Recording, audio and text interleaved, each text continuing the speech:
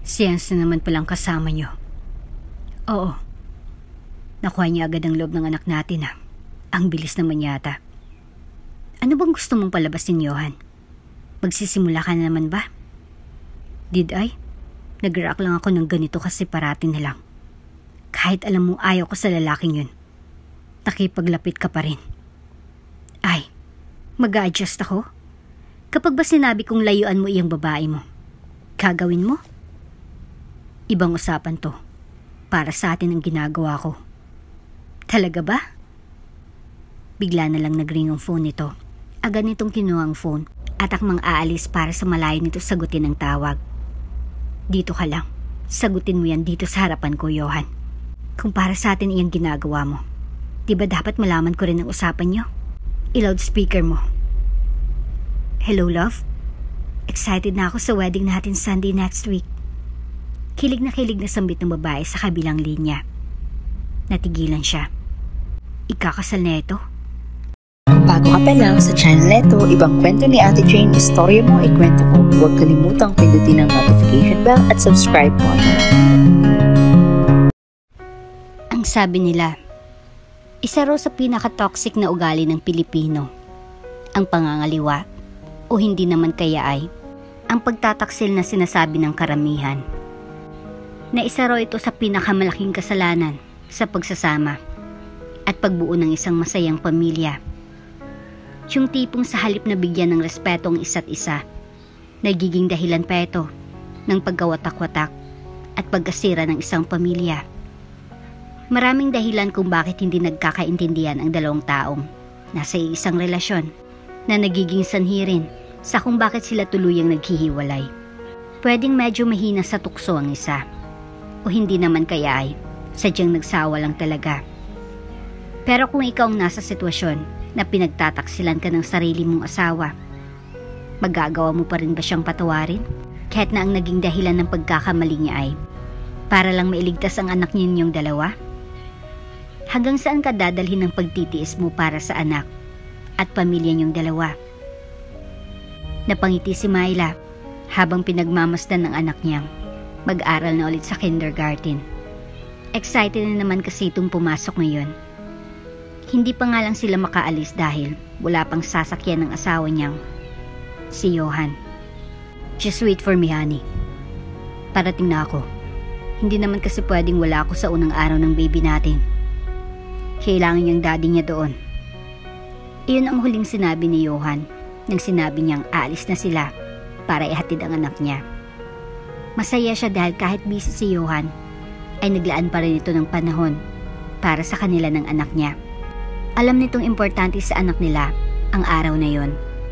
Binalingan niya ulit ang anak niya. Napakanta-kanta pa habang sukbit sa likod ang backpack. Ako na magdala ng bag mo, baby. Mabigat yan. Offer niya dahil baka nabibigatan ng anak sa dalang bag. Hindi na po. Big girl na ako. Ay, talaga ba? Big girl na yan? Gumiti siya sa anak. Tumungoy ito at malawak ang ngiti. Kita ang determinasyon sa mga mata ng anak niya. Kahit medyo pumayat na ito, dahil nagkakemo na ay, kita niya pa rin na bibo pa rin ito. Tila sinisikap talaga ng anak niyang mag-survive sa kabila ng paghirap na nararanasan nito. Sana nga sa kanya nalang ipinasang paghirap ng anak niya. Bukas palad na tatanggapin niya ang anumang sakit na iyon. Huwag lang mahirapan ang anak niya. Nahirapan na rin silang mag-asawa sa gastusin, pero kinakaya pa naman. Malaki-laki na rin ang bayarin nila sa kuryente, tubig at bahay, pero sinisikap nilang mapaglaanan iyon ng budget. Madalas kasi ay napupunta sa bills nila sa hospital ang mga kinikita ng asawa niya. Kaya't ang ipon nila ay nagamit na rin nila lahat. Kung saan-saan na rin nakakautang ang asawa niya, hindi na nila alam kung saan pa kukuha ng perang ipambabayad. Lalo pa at naisangla na rin nilang alas na meron sila bago sila nagsama ni Johan. Kung pwede niya lang sana tulungan ang asawa sa mga bayarin ay matagal niya nang ginawa. Kaya lang sa pagkakataong ito ay ang pag-aasikaso lang sa mga ito ang tanging maitutulong niya. Napatingin siya sa relo sa bisig nang mapansin na Ilang minuto na silang nakatayo doon at wala pa si Johan. Nangako kasi itong darating ngayon dahil gustong ihatid ang anak nila. Pero hindi pa rin ito dumarating hanggang ngayon. Hindi naman pwedeng maghintay sila doon ng ilang oras. Baka malit na rin ang anak niya. Hindi pwedeng unang araw pa lang ay late ka agad sila. Tinawagan niya ulit si Johan. Balak niyang tanungin kung nasa ng lalaki at baka malapit na ito. Kaya lang ilang ring ang narinig niya sa kabila ay hindi pa rin ito sumasagot. Kaya binaba niya na lang ang phone at nag-chat na lang sa lalaki. From Maya. Sorry honey, kailangan naming magbandali. Maliliit ang baby natin. Nauna na kami sa'yo. Sunduin mo na lang kami mamaya sa school.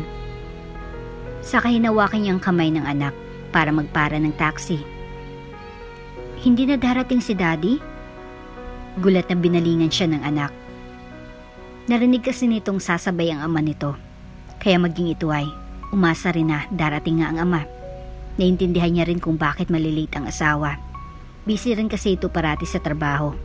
Parati pa nga itong nag-uuti para raw madali ma-promote at mag-increase ang sahod. Para na rin mabayaran nila ang mga utang nila at hindi na sila mahirapan sa pagpapagamot sa anak nila.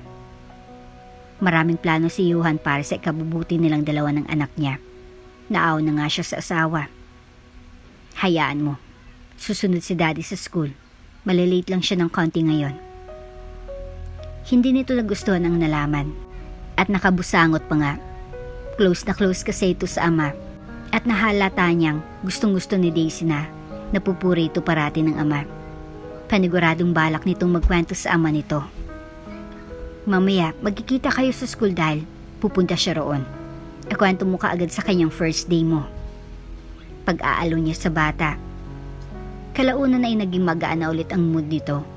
Masaya na ulit itong pumasok lalo pa at nakita ulit nito ang mga dating kaklase.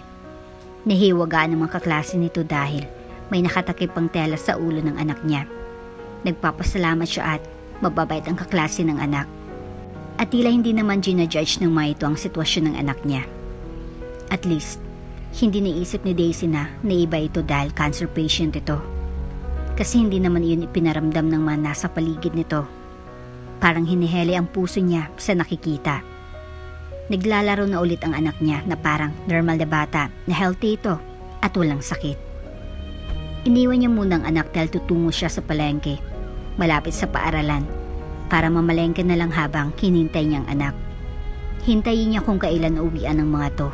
Tsaka, darating mamaya si Johan. Isasakay niya na lang sa sasakyan ang mga pinamili niya. Lumabas na siya sa school at naglakad lang ng konti nang madaanan niyang mamahaling coffee shop. Huminto lang sana siya para tingnan ang looban ng paborito niyang coffee shop. Kung hindi siya nagmamadali baka nagkape muna siya. Kaya lang nagmamadali rin kasi siya. Napakunot ang noo niya nang mapansin ang pamilyar na likuran ng lalaking nasa counter at mukhang nag-order doon. Kaya lang ang lalaki ay may katabing sexy na babae. Takalingkis ang kamay ng lalaki sa bewang ng babae. Pilit niyang inaalala kung saan niya nakita ang lalaki at bakit pamilyar ito sa kanya. Sinundan niya ng tingin ang dalawa hanggang sa nakita niyang lumabas ang mga ito ng coffee shop. May dala ng kape ang babaeng kasama ng pamilyar na lalaking yun. Hindi makita ang mukha ng lalaki dahil nakatalikod ito. Mula nang sa counter pa ito hanggang sa nakalabas ay hindi niya ito makilala. Hinintay niya hanggang sa makita niyang hitsura ng lalaki. Nakita niya na paglabas ay naghalikan pa nga ang mga ito at nakasandal sa kotse. Napaisip siya. Kaklase niya kaya ito? Kasi parang familiar talagang likod ng lalaki. Hanggang sa humarap ito, dahilan para muntik na siyang matumba. Ang lalaking yun, hindi niya kakilala lang, o kaklase, o kaibigan, kundi itong asawa niyang si Johan. Sinabi nito kaninang darating at susundin sila ng anak niya, pero hindi ito kaagad nakarating. Tapos makikita niya ito dito sa labas ng coffee shop na may kahalikang ibang babae. May pa-date-date pang nalalaman ng dalawa. Samantalang nasa ganitong sitwasyon sila ng anak nila. Inasayang natagalan ang lalaki dahil busy ito sa trabaho. Tapos malaman-laman niya pa na hetong asawa niya at nakipagharutan sa mismong harapan niya. Parang pinilipit ang dibdib niya sa sakit. Ilang taon silang nagsama ni Johan. Mataas ang tingin nila ng anak niya sa lalaki. Mahal na mahal nila ito. Tapos malaman-laman niya pa na may iba pala itong minamahal. Nagawa pa nitong gawin ang ganitong bagay sa ganitong sitwasyon. Hindi man lang nito naisip ang pamilya nito. Tumulo ang luha niya. Umasa siyang matino ang asawa niya. Umasa siyang sila lang ang mundo ng lalaki. Nasa kanila lang ng anak niya iyon umiikot. Pero ito ang katotohanan. Nasa harapan niya. Taksil ang asawa niya. Nakita niya kung papaano namilog ang mga mata ni Johan nang matanaw siya nito mula sa kinatatayuan niya. Agad niyang pinalis ang luwas sa mga mata niya at agad na umalis doon. Hindi siya kaagad na sundan ni Johan. Tapos ng klase ng anak niya ay umuwi na sila. Hindi na nangyari iyong sinabi niyang susunduin sila ni Johan. Papaano naman kasi sila susunduin nito kung abala ito sa ibang babae? Bakit wala si Daddy? Hindi ba siya darating? Akala ko susunduin niya tayo. Busy ba siya? Hindi niya nasundan ang matanong ng anak. Hindi niya alam kung paano pa ito sasagutin matapos siyang makita ang asawang may kalampungang iba. Hanggang sa mga oras na yun ay nakatulala siya. Parang wala sa sarili. Malalim ang iniisip niya. Kung ano-anong katanungan ang sumasalimbay sa isipan niya. Nagkulang ba siya? Talaga bang minahal sila ni Johan? Ano ang kulang at naghanap pa ito ng iba? Iiwan na ba sila nito? Kakalimutan na ba sila ng asawa niya? Mag-isa niya na lang bang sasamahan sa laban ng anak niya? Isa lang iyon sa napakaraming katanungang bumabagabag sa isipan niya sa mga oras na yon. Kaya sa pagluluto ay hindi siya makapag-concentrate, kaya ang ending ay dilatang binuksan niya para maging ulam nila kinagabihan. Panay ang tingin niya sa pinto ng sala. Gusto niyang umiyak ng umiyak pero hindi niya magawa, lalo na sa harapan niyang anak niya. Hindi niya kayang makita ng bata kung gaano siya kamiserable ngayon. Baka magtanong ito at malaman nitong ang hinahangaan at pinakamamahal nitong ama ay hindi na silang priority. Ang masakit pa ay kahit nakita na nito kanina na nakita niyang lahat ay talagang hindi ito sumunod agad para magpaliwanag sa kanya. Nagpagabi pa rin talagang lalaki.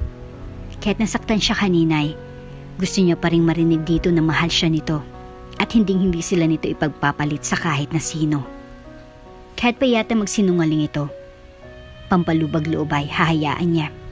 Pakikinggan niya pa rin iyon at paniniwalaan. Hindi niya lang napaghandaan ito at hindi talaga matanggap agad. Gulat na gulat pa siya. Hindi niya inaasahang sa isang kisap mata ay biglang may iba na ito. Hindi siya nakatulog. Sino man kasing makakatulog sa ganitong sitwasyon? Nasa banyo siya at naghilamos nang pumasok si Johan. Nagkatinginan silang dalawa. Tinuyo niya lang ang tubig sa mukha gamit ang tuwalya bago siya humarap kay Johan at pinadapong malakas na sampal na kanina niya pa pinaghandaan. Hindi ito nagsalita agad matapos niyang masampal. Tila talagang ninamnam pa nito ang sampal na natanggap nito. Kung iisipin, kulang pa yan sa ilang taon kong pagpapakatuto sa'yo na binalasubas mo lang. Matigas niyang bigkas. Kailan ka pa nagsimulang magsawa? Kailan mo pa naisip na hindi pala kami ni Daisy ang dapat mong pinagtutuunan ng pansin? Kailan pa noong naisip mong lokohin ako at talikuran? Pigil na pigil ang boses niya, alang-alang sa anak nilang nasa kabilang silid na maaring makinig sa pag-aaway nila oras na nagsigawan sila rito. Kailan mo pa nung na-realize mo? Hindi kaming mundo mo. Ngayon ay lumuluha na siya. Gusto niya pa ulit itong saktan. Gusto niya itong sugatan. Pero kahit na anong gawin niya ay wala pa rin namang magbabago. Nagloko pa rin ito. At nagsisimula ng magkalamat ang relasyon nila ngayon. Sinimulan iyon ni Johan, ang lalaking sumira nun. Nanatili itong nakayuko. Tila tanggap na tanggap nito ang kasalanan nito. At tila hindi man lang ito nagsisisi. Tatanggapin niya lang kung magsusore ito. Pero wala. Wala itong ibang ginawa kundi ang manahimik sa kabila ng lahat ng sinabi niya. Mga ilang minuto siyang umiiyak sa harapan nito bago ito nagdesisyong magsalita. don't want her to die. Ang unang sinabi nito. Ito na lang ang tanging paraang nakita ko para masolusyonan itong lahat. Hindi rin madali sa akin ito, pero kailangan kong gawin, Myla. Imbis na endearment nila ang gamitin nito ay, hindi na yung tinawag nito sa kanya, kundi, Myla. Parang gusto niya itong pagtawanan matapos marinig iyon. Paraan? Ang magkaroon ng kabit? Masasabi mo bang paraan yun? Ilang taon na ako sa trabahong ito. At gamay ko ng lahat ng trabaho dito. Pero hanggang ngayon nasa mababa pa rin ako. Gusto kong umangat sa field na to. Iniisip kong sa ganitong parang tayo masasalba. Lumulubog na tayo sa putik. Ayoko naman na tuluyan pa tayong malunod. Mahabang naging paliwanag nito pero pakiramdam niya. Nakikinig lang siya ng joke na gusto niyang pagtawanan. Hindi niya pinakinggan ang ibang paliwanag nito at nagtungo na diretso sa closet. Kumuha siya ng madamit na parati niyang nagagamit. Please, honey. Sinundan siya nito hanggang doon. Nakalublob na tayo ngayon sa putik dahil sa ginawa mo. Hindi mo napansin? Sarkastiko siyang umisi ng balingan si Johan. Honey, para sa atin ang ginagawa ko. I'm tired. Hindi ko na alam ang gagawin ko. Nilingon niya ulit ito ngunit may hilaw ng ngisi. Hindi halata, Johan. Mukhang nag-enjoy ka pa nga eh. Bukas na bukas din ay tutungo sila sa bahay ng mama niya. Pansamantala, doon muna sila tutuloy. Hanggang hindi niya pa alam kung ano talagang pwedeng mangyari ngayon sa pagitan nila ni Johan. Mahal na mahal ni Daisy ang ama nito. Kaya hindi niya alam kung paano niya sasabihin sa anak ang bagay na to. O dapat ba na itago na lang ito kay Daisy habang buhay? Hindi siya sa silid nila natulog, kundi sa silid ng anak niya. Naglock siya ng pinto para hindi ito makapasok. Haro Diyos ko. Bakit wala mo lang pasabi? Talagang inagahan niyo pa. Paano itong apo ko? Gulat na gulat ang mama niya nang bigla na lang silang sumulpot sa pintuan ng mga to. Isang umaga. Nag-commute pa sila tungo doon. Tinakasan lang nila si Johan. Ang ginawa nilang dahilan sa anak ay may business trip ang daddy nito. At kailangan muna nilang umuwi sa lola nito dahil wala siyang makakasama sa bahay. Wala naman talagang ganoon. Wala lang talaga siyang choice. Hindi na siya nakapag-abesa sa magulang na pupunta sila kaya nagulat talaga ito nang makita sila sa labas na may bitbit pang bag. Hindi nila alam kung kailan maayos ito. Ang gusto niya lang muna ay magpalamig sa ngayon at puro stress na lang ang dumadaloy sa sistema niya. Lola! Agad yumakap ang anak niya sa lola nito. Bakit biglaan naman yata? Sumulpot ang ama niya sa likuran ng ina. Nakangiti ang ama niya na agad na inakbayan ng ina niya. Nakakainggit sa totoo lang. Umabot na sa ganitong edad ang papa niya pero kahit kailan ay hindi pa ito nag-cheat sa mama niya. Masyado nitong mahal na mahal ang ina niya na ito lang ang natatanging babaeng titingnan nito. Parang gusto niya tuloy alamin kung anong sikreto ng ina niya para hindi lukohin ng lalaki. Masyado na yata siyang hopeless sa buhay at kung ano-ano na lang ang naiisip. Ngumiti siya sa mga ito pero tipid. Namiss lang namin kayo. Hindi na siya nagsalita tungkol sa problema niya. Ayaw niya nang ipaalam sa pamilya niya ang kalokohang ginawa ng asawa niya. Hindi na dapat nadadamay sa problema nilang mag-asawa ang dalawang matanda. O hala. At ayos na ayos at gumagawa ako ng tsokolate. Inaniyahan na sila ng ina niya sa loob. Nakikita niya sa mga mata ng mga magulang niya ang lungkot sa tuwing titingnan ang anak niya. Ayaw lang ipahalata ng mga to. Alam niyang naawang mga ito sa anak niya. Pero dahil gusto niyang itrato pa rin ng mga to, ang anak niya katulad noon ay, iyon naman ang pinapakita ng mga ito. Ayaw niya kasing maramdaman ng anak niyang may mali dito. Nagtagal pa sila doon hanggang 1 linggo. Di na bali. At gusto pa ng pamilya niyang manatili pa rin sila doon at huwag na munang bumalik sa kanila. Pwede namang homeschool ang anak niya lalo pat may sakit ito. Kaya lang nang umabot sila ng 1 kalahating buwan sa puder ng parents niya ay sinundan na sila ni Johan doon. Galit na nakipagkita siya dito sa isang kainan. Hindi niya pinaalam sa parents niya at lalo na kay Daisy. Honey, please. Bumalik na kayo ng bata. Kumuyom ang kamay niya sa ilalim ng mesa. Tapos ng mga ginawa nito ay sasabihin lang nitong umuwi sila. Ilang gabi siyang hindi pinatulog ng mga nangyayari sa kanila. Ilang gabi siyang umiyak. Tapos iyon lang sasabihin na para siyang utu-utu na binigyan lang ng candy ay biglang sasama. Magtatrabaho ako. Kinamama ko iiwan si Daisy. Ako nang maghanap ng paraan. Huwag mo na kaming balikan dito. Matigas ang boses na sabi niya. I can provide your needs. Gamit ang pera ng kabit mo? Putol niya sa sasabihin nito. Natigilan nito at hindi kaagad nakapagsalita. Nagtagis ang bagang niya at talagang proud na ito ngayon dahil feeling nito magagawa na nito ang mga gusto dahil may access na ito sa pera ng babaeng yon. Ang asawa niya ay para ng prostitute. Nagpapagamit sa ibang babae para makuha ang gusto. Gusto niyang masuka. Di bali na lang, Johan. Hindi ko gagawin yan. Mahirap kami pero hindi kami manggagamit. Uminom muna siya ng tubig bago siya tumayo para iwan ito doon. Ilang beses nagpunta si Johan sa probinsya nila para kumbinsin siyang bumalik. Pero nang matigas siya. From Johan. Nasa labas ako. Can we talk? Tulog na bang anak natin? Binasa niya lang ang chat ni Johan pero hindi siya sumunod sa gusto nito. Nakapark ang sasakyan nito sa labas. Guilty ito kaya hindi ito naglakas loob na magpakita sa parents niya. Hinayaan niya lang lalaki sa labas. Hula niya ay doon ito natulog dahil mga bandang 3:00 ng umaga nang mapansin niyang nandun pa rin ang sasakyan ng lalaki.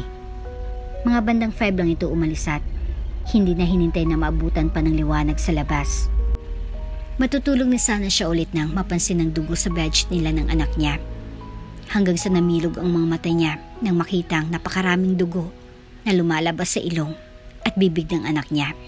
May mga pasarin ang braso at binti ng anak niya. Hindi na siya nag-aksaya ng oras at binuhat ang anak at humingi ng tulong. Ma! Pa!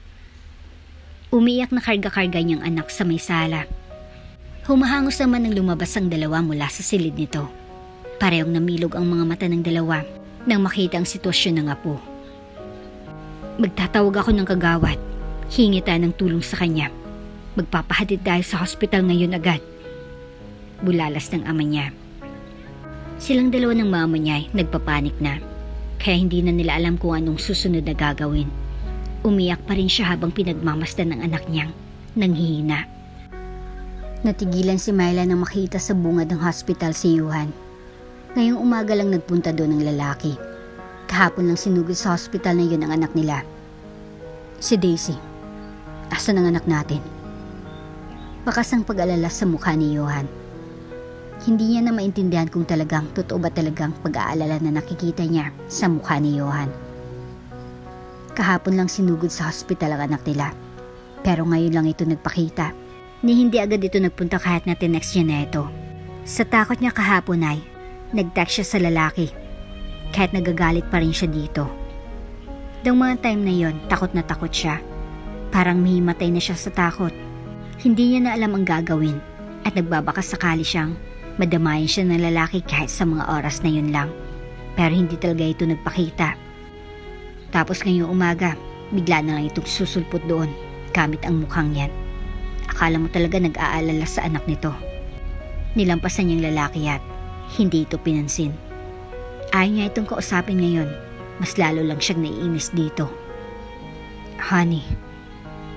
May pagsusumamo sa boses nito nang tawagin siya.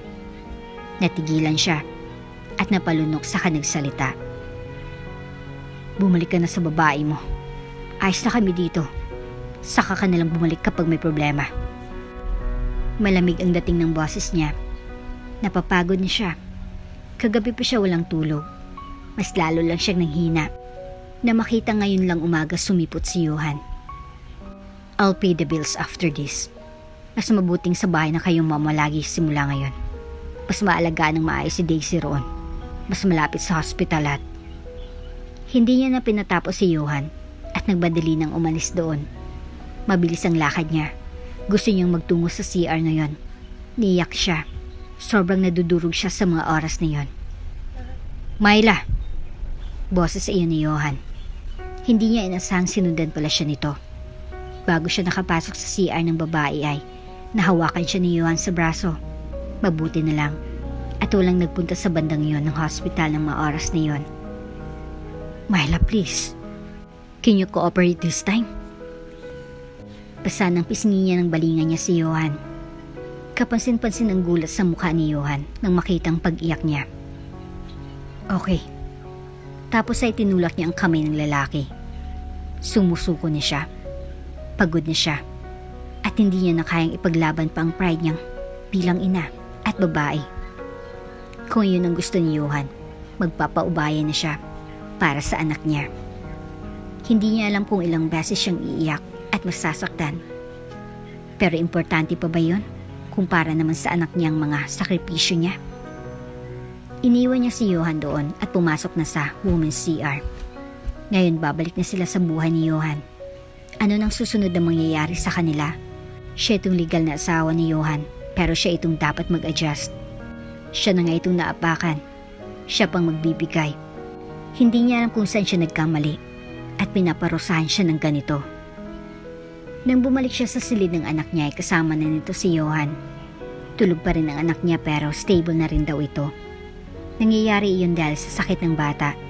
Napansin niyang bumaling sa kanya si Johan nang makapasok siya pero hindi niya binigyan ng pansin ng lalaki. Dumiretso siya sa tabi ng anak at umupo sa kalapit na upuan. You have to eat, honey. Parang gusto niyang magalit sa tuwing tinatawag pa rin siya ni Johan ng ganyan. Nagagawa pa rin itong gamitin ang endearment nilang yon. Kayong may nilalambing na itong iba ngayon. Do you want adobo?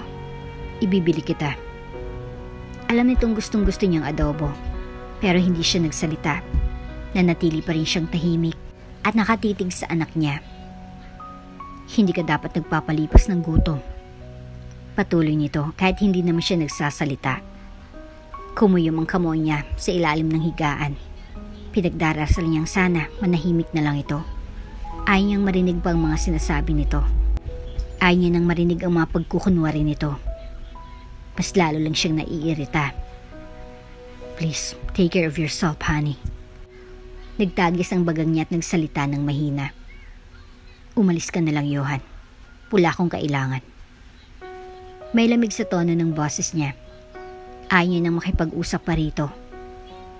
Saka lang ito na nahimik at narinig niya ang buntong hininga nito.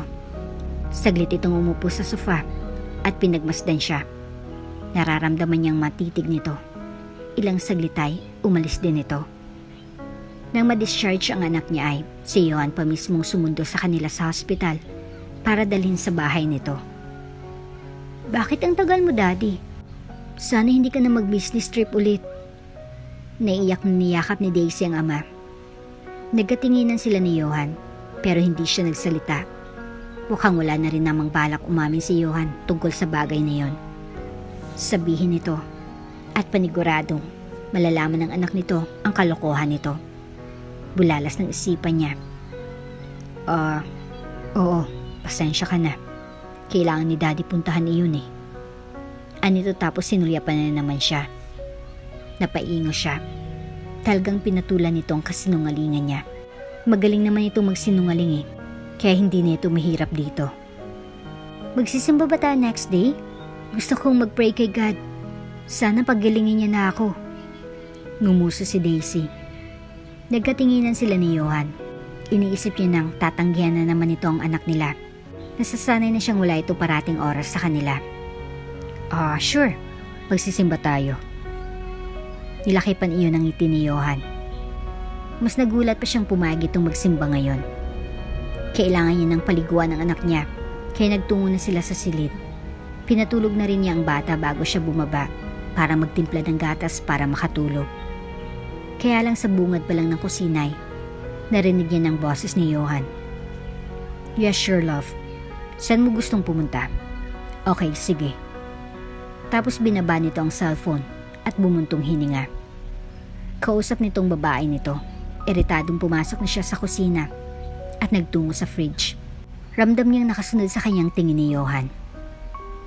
Sana hindi ka na nangako sa anak mo kung hindi mo rin naman siya masasamahan. Ani habang nagsasali ng tubig sa baso. I can still accompany her. Giit nito. Nagbitiw siya ng hilaw ng ngisi. Tapos mo makipagharutan sa babae mo? Saka mo pagbibigyan ang anak mo? Babae muna bago sariling anak? Napahilo sa sentido si Johan. Myla, alam mo naman ang... Yes, alam ko. Ano pa bang aasahan ko, di ba? Putol niya. Honey, hindi ganon. Hindi niya na pinakinggan pang iba pang sasabihin ni Johan dahil iniwan niya na ito matapos siyang mainom ang tubig na kinuha sa fridge. Magtitimpla sana siya ng gatas pero nawala na siya ng gana. I-justify lang nitong kagaguhan nito. Napapagod na siyang pakinggan yon. Han, binilisan niyang paglalakad ng marinig ang boses ni Johan. Talagang sumunod pa pala ito hanggang sa taas. Kailangan niyang makarating kaagad sa silid ng anak. Hindi na siya tumatabi pa kay Johan. Si Daisy nang parati niyang kasamang matulog. Good morning. Bumungad sa kanya si Johan na naka-apron pa at naglalapag ng mga pinggan. Maga itong gumising at nagawa pang magluto kahit alam niya namang hectic ang schedule nito. Dati hindi ito nagagawa ng asawa. Siyang parating abala sa kusina tuwing umaga. Binibigay niyang lahat ng best niya para lang maayos itong maasikaso. Halos hindi na nga siya nag-aayos masyado dahil focus siya sa dalawa. Tapos yun lang ang gagawin nito sa kanya. Ipagpapalit siya nito kasi yun ang alam nitong paraan para makasurvive ang pamilya nila. Kalokohan. Uminit ang ulo niya sa mabumuhos ng mga alaala. Shardy-san. Mabilis na naglapag si Johan ng isang piraso ng adobo sa plato niya. Tiningnan niya lang iyon at sinubuan niya si Daisy. Tuwang-tuwa naman ang anak niya habang kumakain. Siyempre, niluto ng ama nito na himala lang kung magkaroon ng time sa kanila. Han, masarap. Try mo kahit isang kagat lang. Pagkumbinsi ni Johan pero binaliwala niya lang. Mami, subukan mo raw. Masarap nga ito. Git naman ng anak niya. Ngumiti siya sa anak. Mamaya after kita subuan. Ngumuso si Daisy. Kaya ko naman eh. Big girl na ako. Alanganin na sumulyap siya kay Johan. Bakas ang malaking ngiti sa labi ni Johan. Nang magkatinginan sila. Hindi na siya makakatanggi dahil sa anak niya. Kaya kumuha siya ng serving spoon para tumikim ng adobo. Konting-konti lang ang tinikman niya para lang makita ng anak niyang kumakain siya. Oh, di ba mami? Ani Daisy na malako ang ngiti ngayon. Tipid ang ngiti na sinukli niya sa anak at tumango-tango. Masarap naman talaga. Kaya lang wala talaga siyang gana na kumain nun.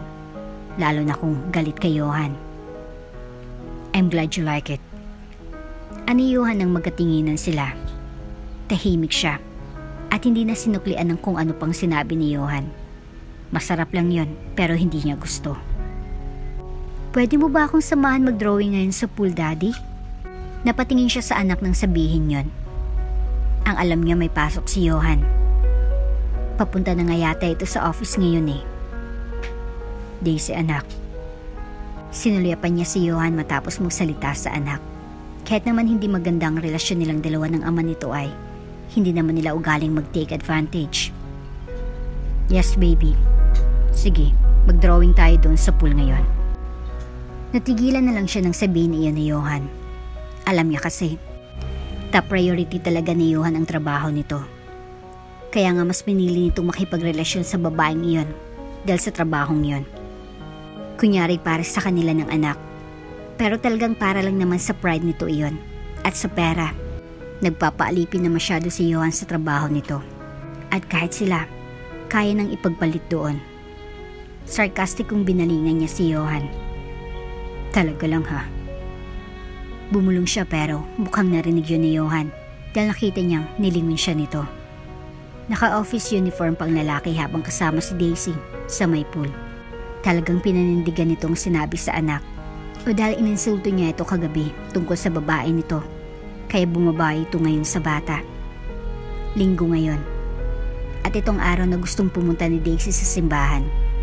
Nakakairita lang isipin na halatang napipilitan lang si Johan na samahan sila ngayon.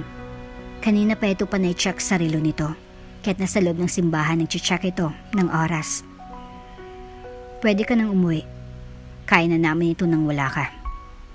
May nang sabi niya kay Johan habang tahimik pang nakapikit si Daisy at nakataon ng atensyon sa pagdarasal. Napalunok si Johan. Sasamahan ko kayo. Parang gusto niyang matawa. Nasa loob ka ng simbahan nagsisinungaling ka pa rin. Alam kong kating-kati ka nang lumipad tungo sa tabi ng babae mo. Kaya umalis ka na. Marinig ka ng bata. Sita nito sa kanya. Bahagya siyang natawa. Wala yung kaamor-amor dahil mas nanaig ang galit niya sa mga oras na yon. Talagang natakot pa itong malaman ng anak niya ang kalokohan niya. Ni hindi ito natatakot na saktan siya. Talaga naman, Johan. Mahinang sambit niya at napapailing. Talagang hindi umalis si Johan sa tabi nila hanggang sa matapos ang mass. Sinamahan pa sila nito sa mall para kumain. Kaya lang nagyaya mag-CR ang anak niya, kaya sinamahan niya habang si Johan ay nasa labas. Matapos ng anak niya ay lumabas na rin siya. Nauna siya sa daan kaya mas nauna siya sa entrada ng CR. At mas nauna niya ring narinig ang mga sinabi ni Johan sa kausap sa phone. Love, I'm sorry kung singsing ko lang na ibigay ko sa'yo. Dapat talaga bumili ako ng para sa'yo lang. Pero kahit naman ganun, pakakasalan pa rin kita sa kahit saang simbahan. Para siyang naitulos sa kinatatayuan. Agad niyang tinakpan ng tenga ng anak. Hindi dapat marinig ng anak niyang kababuyan ng ama nito. Talagang nagawa nitong ibigay sa babaeng yun ang singsing nila sa kasal. Talagang ganun na lang nito kagustong makuha ang gusto nito para umabot pa sa pagpapakasal. Akala niya lang kabaitan lang ito. Pero involved ng kasal at malala na yun. Kung balak naman pala nitong yumaman, sana hindi na lang siyang pinili nito noon. Sana yung babaeng yun na lang ang pinakasalan nito sa una pa lang. Hindi niya malang namamalayang tumulo na kanina pa ang mga luha niya. Mabilis siyang pinalis iyon at inayos ang sarili. Mommy, di pa tayo lalabas? Nataranta agad niyang binalingan ng anak. Nakalimutan niyang nakaharang lang sila sa daanan ng CR. Tara na. Tumango-tango siya at hinilang anak palabas. Wala nang kausap si Johan nang makalabas sila. Nakasandal na sa dingding sa labas at animong matino itong nagbabantay sa kanila. Let's go. Ani Johan na nginitian pa sila. Lunes ng umaga ay sinamahan niyang anak sa isang bakery. May muffins kasi roon na paboritong bilhin ng anak niya. Nagsiserve rin ng mga ito ng hot choco. May iba't ibang cakes na nakasliced at nakadisplay doon. Nalilito siya kung anong pipiliin. Yung mocha. Di ba paborito mo yung mocha? Nagulat siya nang may magsalita sa likuran niya. Agad niya itong nilingon at nagulat nang makitang nakangiting lalaki na pamilyar sa kanya. Naningkit ang mga mata niya habang inaalala kung sinong lalaking ito. Hans? Ngiti lang naging ganti nito. Hanggang sa namilog ang mga mata niya at kaagad na napangiti. Talagang si Hans nga ito. Ito yung lalaking pinakaunang naging mabait sa kanya sa school. Naging BFF niya pa nga. Kaya lang natapos ang friendship nila nang bigla na lang siya nitong niligawan. Iyon talagang problema kapag lalaking naging kaibigan mo. Biglang magkakadevelopan tapos iyon ang dahilan. Kaya mag-e-end ang pagkakaibigan nyo. That time, sila na ni Johan kaya binasted niya si Hans.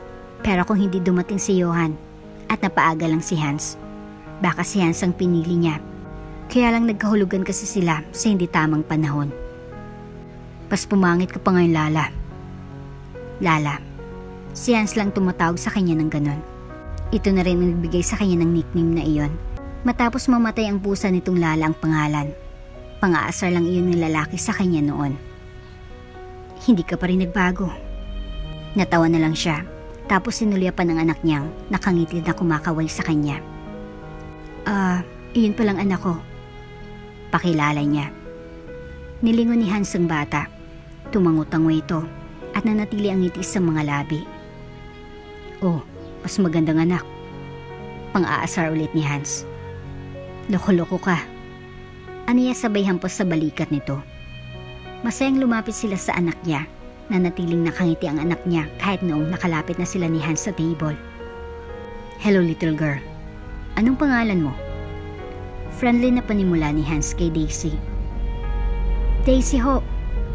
Alerto naman na sagot ng anak niya. Hindi maalis ang matamis na ngiti ng anak.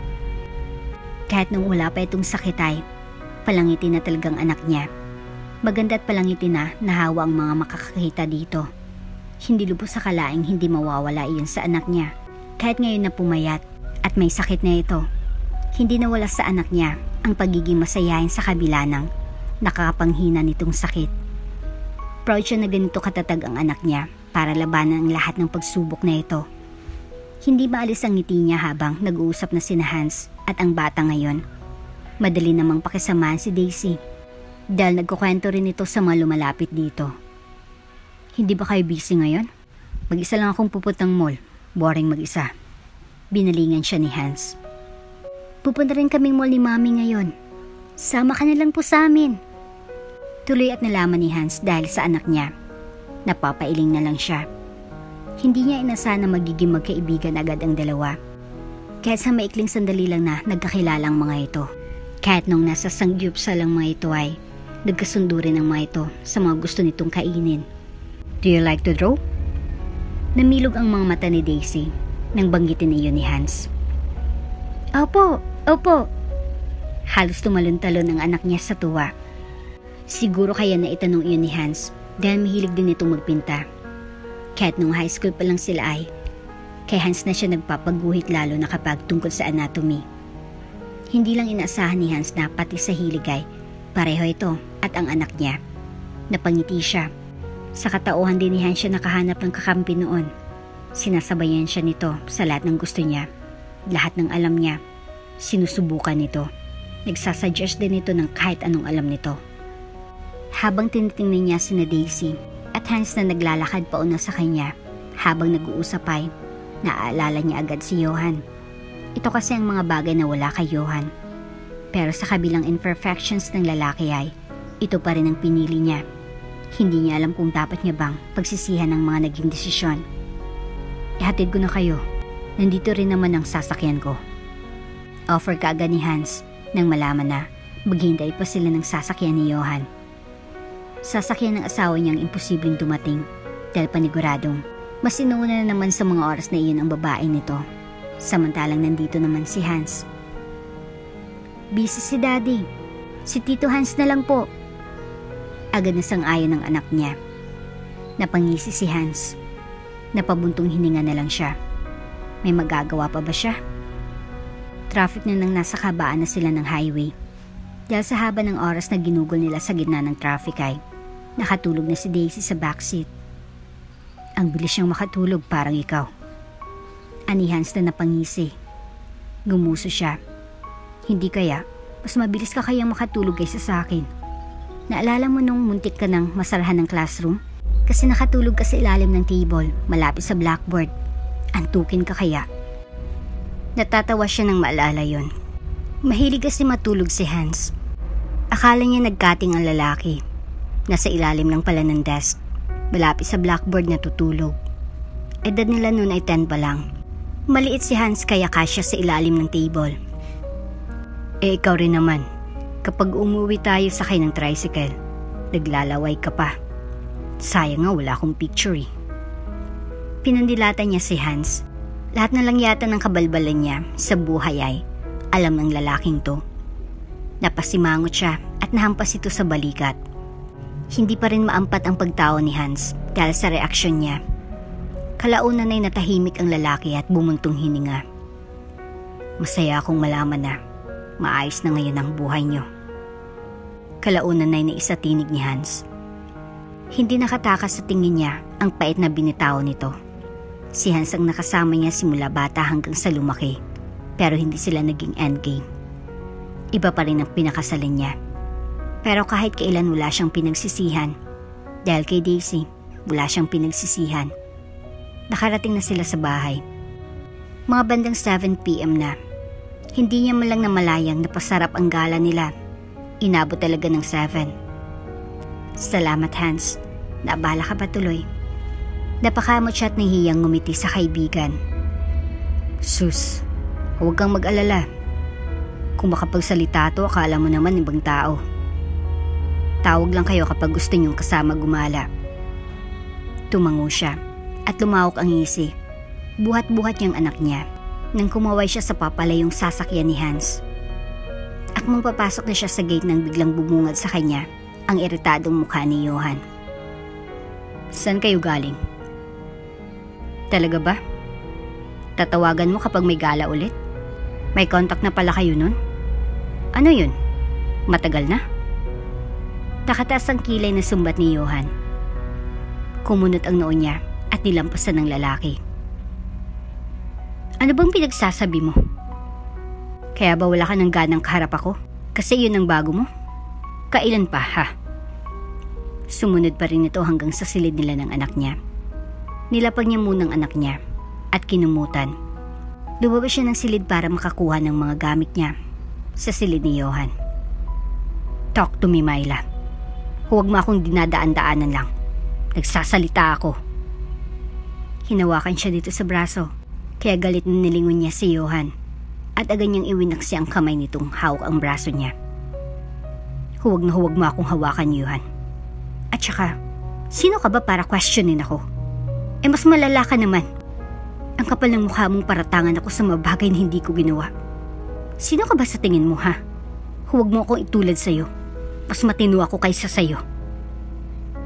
I'm sorry, hindi ko alam na. Hindi na natapos ni Johan ang sasabihin nang makitang nakatayo ang anak nila sa labas ng silid nito. Nakatingin ang bata sa kanila. Bakas ang pag-aalala at kalituhan sa mukha nito. Are you two fighting? Maging siya ay tulala na napabaling sa bata. Hindi niya namalayan na nagising na pala ito. At ngayon, nasa labas na ng silid. Narinig nito ang mga pinag-usapan nila ni Johan. Hindi natuloy ang pagpasok niya sa silid ni Johan para kumuha ng gamit dahil agad niyang nilapitan ng anak para samahan sa silid. Hindi kami nag-aaway, nag-aasaran lang kami, baby. Pagsisinungaling niya habang pinapatulog ulit ang anak. Huwag ko kayo mag-away, Mommy. Bad po yun. Niyakap niya na lang ang anak. Hindi pa nito alam ang mga nangyayari sa paligid nito. Dahil sa nangyayari ng gabing yun ay napagdesisyon na niyang igala ulit ang anak kinabukasan. Balak niyang magtungo sa bilihan ng mga art materials para ibili ng mga paintbrush ang anak. Alis kayo? Usisan ni Johan nang mapansin na nakabihis sila. Wala siyang ganang kausapin ng lalaki kaya balak niya sanang ignorahin pero masayang sumagot ang anak niya sa ama nito. Yes, Daddy. Ibibili raw ako ni Mommy ng mga pandrawing. Gusto ko rin po kasi magpainting. Maguguhit ako ng maraming trees at mga flowers. Masayang pagsasalarawan ng anak niya. Halatang excited ito sa bibilhin nila. Isang paintbrush pa lang kasi ang nabili noong si Hans ang kasama nila. Wait for me. Sasama si Daddy. Tapos ay patakbong umakyat si Johan sa taas. Gulat siya sa narinig. Lunes kasi ngayon. Dapat papasok ito sa trabaho. Pero mukhang sasabit na naman ito sa lakad nila. Hindi niya alam kung anong pumasok sa isip nito o dahil yun kagabi. Mabilis na nakababa agad si Johan. Nagulat siya sa bilis nitong nakapagbihis. Halatang gustong gusto talaga sumama. Han, sa front seat ka na. Anito nang akmang upo siya sa likuran. Walang emosyon ang mukha niya nang magsalita. Walang kasama si Daisy. Tapos ay hindi na naghintay na makapagsalita pa ito at nagtungo kaagad sa likuran. Kay Daisy siya tumabi. Hindi siya tumingin dito nang umandar ng sasakyan kaya't ramdam niya ang sulyap nito. Ito pa mismong sumama sa anak niya para tumingin-tingin sa mga paintbrush. Excited naman ang anak niyang pinakita ang mga coloring books. Ibibili din daw ako ni Daddy ng canvas. Lumawak ang ngiti niya. Talaga? Opo, iyong malalaki raw. Masaya siya sa narinig kay Daisy. Kita niyang kinang sa mga mata ng bata nang mapag-usapan ang tungkol doon. Para siyang hinihiling habang pinakikinggan ang mga sinasabi nito. Tapos gagandahan ko po. Ilalagay ko sa sala natin iyon. Dapat magsimula na akong mag-drawing pag-uwi natin para matapos ka agad. Excited akong ilagay sa sala yun, Mami. Parang kinukurot ang puso niya sa narinig kay Daisy. Agad siyang napadasal na sana bigyan ng chance ang anak niyang makaligtas mula sa sakit na dinaranas nito. Ilang saglit lang ay naramdaman niya ang pagtulo ng luha niya. Nadala siya sa sayang naramdaman ng anak niya. Are you happy now, baby? Bibili pa tayo doon. Agad niyang pinunasan ang luwas sa mga mata nang marinig ang boses ni Johan. But for now, kakain muna tayo. Napansin niyang natigilan si Johan sa pagsasalita. Nang tingnan niya ito ay nalaman niyang nakatingin na pala ito sa kanya. Are you okay, Han? Sumingot siya at inayos ang sarili. Ayos lang. Agad siyang tumingin-tingin sa paligid para hindi mapansin ng mga kasama ang pagmumugto ng mga mata niya. Kung bakit kasi bigla na lang siyang naiyak. Okay, kakain na muna tayo. Saan niyo gusto? Gusto mo ba sa fast food? Mabilis namang nakasagot ng oo ang anak niya. Daddy, alam mo kumain kami ni Tito Hans doon sa Sangyupsal. Nag-grill kami. Natigilan siya nang sabihin iyon ni Daisy. Nang balingan niya si Johan ay nagkatinginan sila. Pinanliitan siya ng mata ni Johan.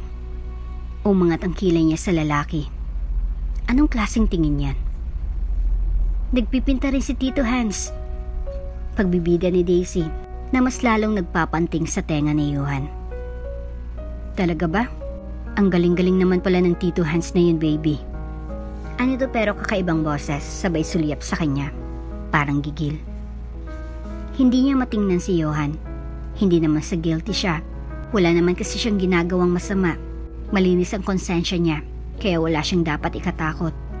Ang dapat matakot ay si Johan, at hindi siya. Pumila na sila sa fast food, nang bigla na namang tumunog ang phone ni Johan. Bumaling siya sa lalaki at nakita niyang tumayo ito para sagutin ang tawag. Napakuyom ang kamao niya sa iritasyon. Tiyak ang babaeng yun na naman ang tumawag. Tumatakbo si Johan na bumalik sa kanila. Baby, babawi ako next time. Emergency lang. Tapos bigla na lang umalis si Johan. Galit ang nakabalatay sa mga mata niya nang magkatinginan sila ng asawa niya. Tiningnan lang siya ng lalaki tapos dali-dali nang umalis. Saan pupunta si Daddy? Nag-aalala at nalilito si Daisy nang sundan ng tingin ng ama. May emergency. Baka sa trabaho, anak. Pagsisinungaling niya kahit alam niya kung saan. Tapos nila sa fast food ay umalis na rin sila. Kaya lang pagkalabas niya ay nakita nila si Johan kasamang matangkad na babae. Nakalingkis ang mga kamay sa braso ng asawa niya. Asawa niya, pero hawak at kalandian ng ibang babae. Tapos wala siyang magawa kasi sinabi ni Johan na para sa kanilang ginagawa nito. Hindi siya makapalag kasi wala siyang kakayang gawin yun. Kasi wala siyang yaman na mayroon ang babaeng kasama ngayon ng asawa niya. Muntik nang makita ni Daisy ang senaryo na yun. Mabuti na lang at mabilis siyang natakpan ang mata ng anak. Baby, tara na. Si Mami na lang ang bibili ng canvas mo. Busy pa si Daddy. Parang maiyak siyang hinila na lang ang anak palayo roon. Sila ang legal, pero sila ang tinatago ni Johan. Parang ang hirap lang tanggapin. Linggo ng umaga ay chemo day ng anak niya. Ilang araw na namang magsasuffer ang anak niya sa sakit ng medisina. Iyon ang pinakamahirap na parte sa lahat. Doble-doble ang sakit na nararamdaman niya sa tuwing dadaing ang anak at sasabihing hindi na nito kayang sakit. Kung pwede lang hindi na lang sana ganun eh. Sana hindi na masaktan ang anak niya. Binuhos niyang lahat ng suporta na kailangan ng anak niya kahit sobrang sakit na. Ilang araw lang ay medyo okay na si Daisy.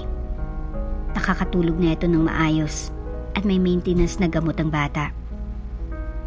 Kamusta? Isang araw dumating si Johan. Binayaran nito ang lahat ng gamot.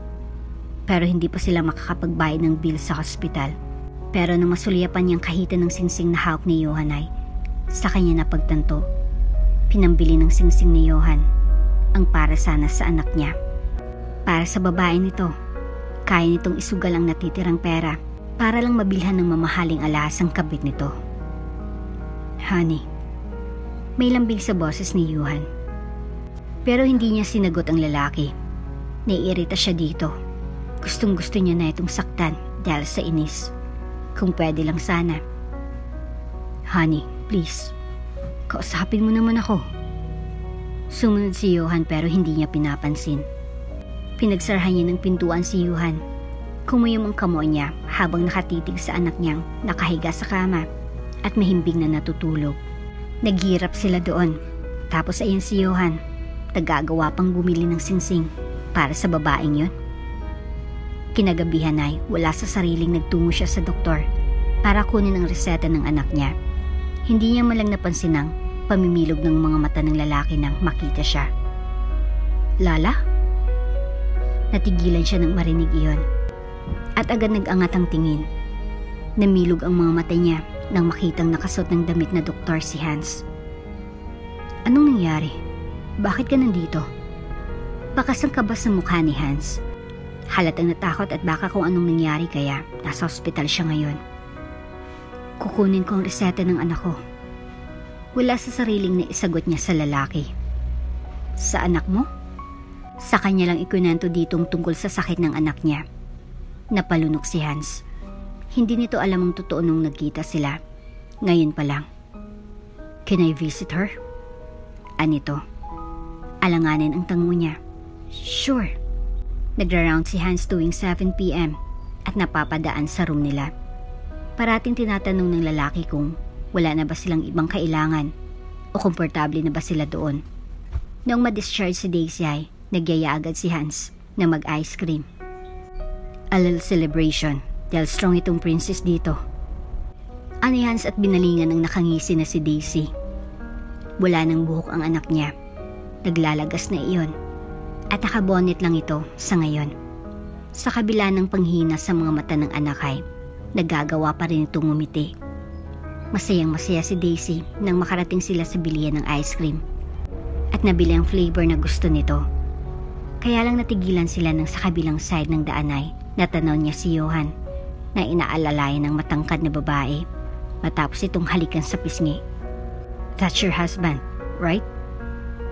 Gulat na napabaling siya kay Hans nang magsalita ito. Ha? Ano bang sinasabi mo? Baka namamalikmata ka lang. Pagtanggi niya. Kilala mo siya. Huwag ka nang magkunwari, Lala. Bakas ang iritasyon sa mukha ni Hans ng time na yon. Hindi ko maintindihan kung bakit nagbubulag-bulagan ka pa. Kailan niya iyang ginawa? Matagal na ba? Hindi siya kaagad nakapagsalita. Binalingan niya si Daisy na enjoy habang walang pakialam sa paligid. Nagpapasalamat siyang hindi nakitang ama nito. Oo, may kabit nga siya. Pag-amin niya. Kita ang pagkuyom ng kamon ni Hans sa ibabaw ng lamesa. Ginagago ka na. Alam mo na nga pero hinahayaan mo. Nakagat niyang ibabang labi. Gusto niyang pigilan ng maiyak pero hindi niya magawa. Tumulo pa rin ang luha niya. Kasi, sabi niya para sa amin ang ginagawa niya. Sabi niya, kailangan umangat ang posisyon niya sa kumpanya na pinagtatrabuhan niya para ma-provide niya ng maayos ang kailangan namin.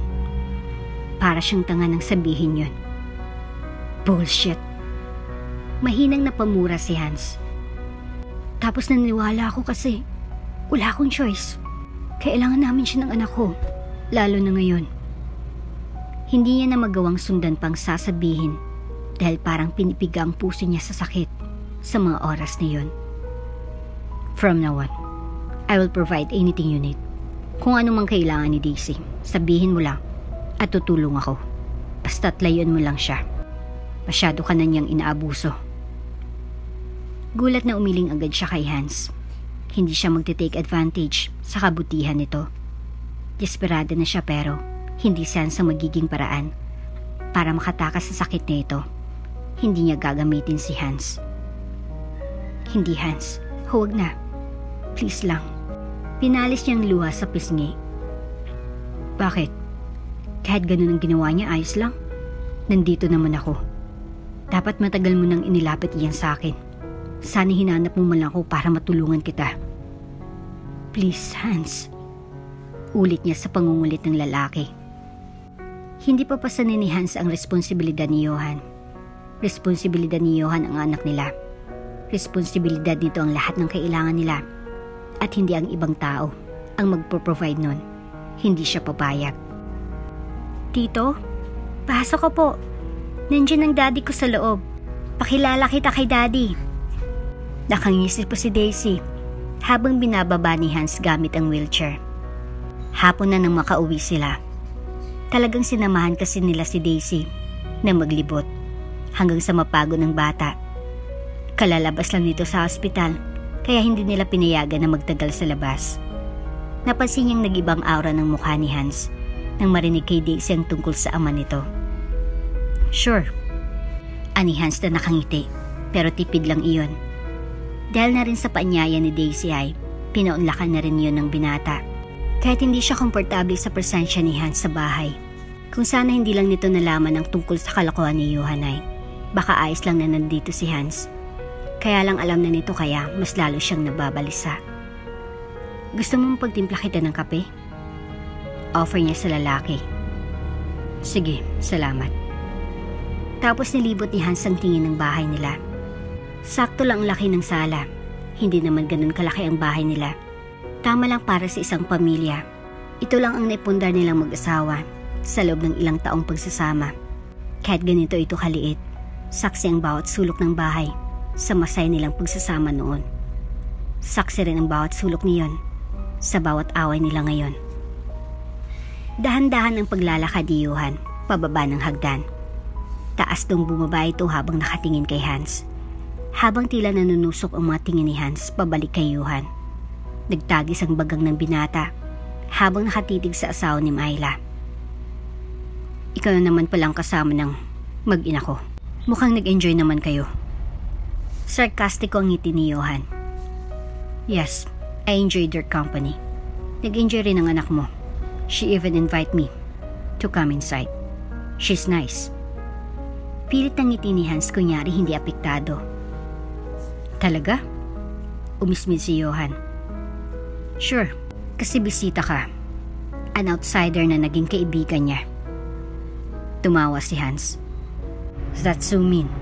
I guess, hindi sa'yo nakuha ni Daisy ang ugali niya. She's nice. For sure kay Myla niya nakuha ang ugali niya. Ngumisi si Johan. Yes, mabait kasi ang asawa ko. Humakbang si Hans at humalukip-kip habang nanatili ang ngiti. Oo, sa sobrang bait niya ay kahit iyong pambababae mo ay tinutolerate niya. Iyong kabaitan niya ay hindi deserve ng isang tulad mo, Mr. Asshole. Natigilan si Johan. Hindi inasahan na malalaman ni Hans ang tungkol sa cheating issue niya. Akmang magsasalita si Johan nang biglang tumundog ang phone niya, kaya agad na patalikod para sagutin iyon. Napatingin si Myla sa paakyat na si Johan. Dala niya ng kape ni Hans. Nag-aalala na binalingan niya si Hans. Nag-alala siya, baka kung ano nang pinag-usapan ng dalawa. Ayos ka lang? Aniya kay Hans na hindi man lang napansin na dumating na siya. Yes, I'm fine, Lala. May napag-usapan lang kami saglit. Ngumiti si Hans at kinuha na ang tasa ng kape sa kanya. Sa sala sila nagkausap ni Hans. Si Daisy ay nasa kusina at kumakain pa. Hinintay niyang matapos ang anak at matutulog na sila pagkatapos. Tapos magkape ni Hans ay nagpaalam na ito sa kanya at sa bata. Masayang-masayang anak niyang hinatid sa gate si Hans. Balik po kayo dito. Turuan niyo ako mag-drawing, Tito Hans. Sabay kaway-kaway si Daisy habang palayong sasakyan ni Hans. Hindi pa out sa pagkukwento si Daisy nang makaalis na si Hans. Masaya itong nagkwento tungkol sa mga napag-usapan nito at ng binata. Hanggang sa nakatulugan na iyon ni Daisy. Napangiti siya nang kumutan niya ang anak. Lumabas siya sa silid ng anak para sana ligpitin ang tasa ni Hans, kaya lang nagulat siya nang sumalubong sa kanyang asawa. Si Hans na naman palang kasama niyo. May panunuya sa ngiti ni Johan. Napahawak siya sa dibdib dahil sa gulat. Bumuntong hininga siya bago nagsalita. Oo, Maikli niyang tugon at akmang aalis na sa harap nito nang bigla itong sumabay sa kanya.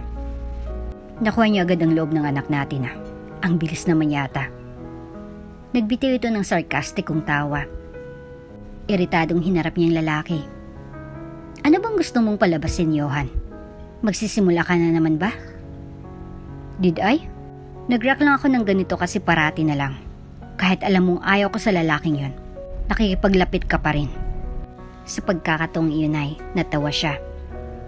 Ay, mag-adjust ako? Kapag ba sinabi kong layuan mo iyang babae mo, gagawin mo? Ilang segundo pa bago nakapagsalita si Johan. Ibang usapan to.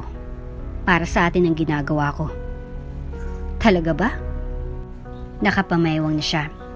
Isang kuda na lang talaga nitong si Johan ay matatamaan na talaga to sa kanya. Bigla na lang nag-ring ang phone nito. Agad nitong kinuha ang phone at akmang alis para sa malayo nito sagutin ang tawag. Dito ka lang, sagutin mo yan dito sa harapan ko, Johan. Tinaasan niya ito ng boses. Natigilan si Johan at hindi agad nakapagsalita. Kung para sa atin iyang ginagawa mo, di ba dapat malaman ko rin ang usapan niyo? Binigyan niya ito ng naghahamong tingin. Bumuntong hininga si Johan at sinagot ang tawag sa harapan niya. Nawala na itong choice dahil iritado na siya. I-loudspeak mo. Utos niya. Kaya ginawa nito. Ang boses agad ng babaeng bumungad. Kumuyom ang kamao niya. Hello, love? Excited na ako sa wedding natin Sunday next week. Kilig na kilig na sambit ng babae sa kabilang linya. Natigilan siya. Ikakasal na ito?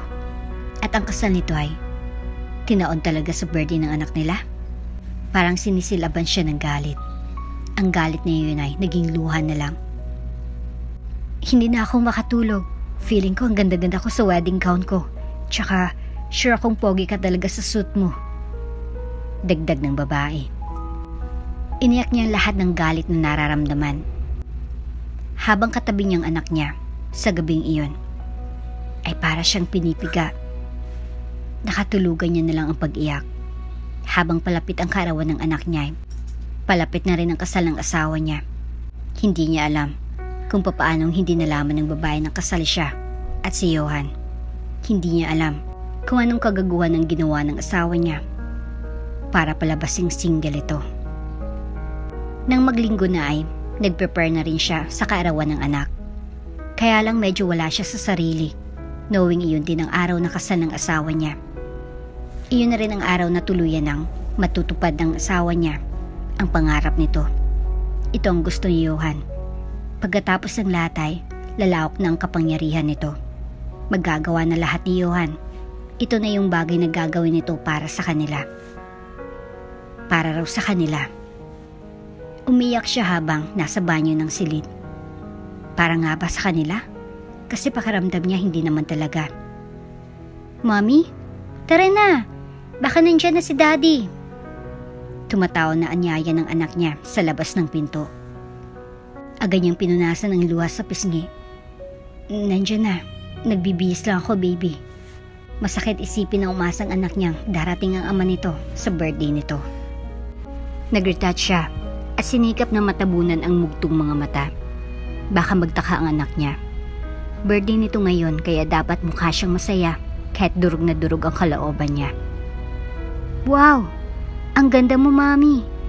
Para kang princess! Kinikilig ng umisi ang anak niya. Ikaw rin, baby. Para ka rin princess. Bahagyayang pinisil ang pisngi ng anak. Yumuko siya at niyakap ito sa kabumulong.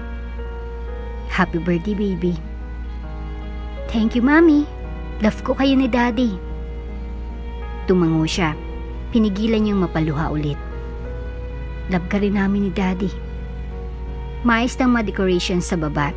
Nandiyan na rin ang dating mga kaklase ni Daisy. Pati ang teacher at mga magulang ng mga batang nandun. Maraming bisita ang anak niya. At masaya siya. Kahit papaano ay matutuwa si Daisy dahil maraming nagpunta.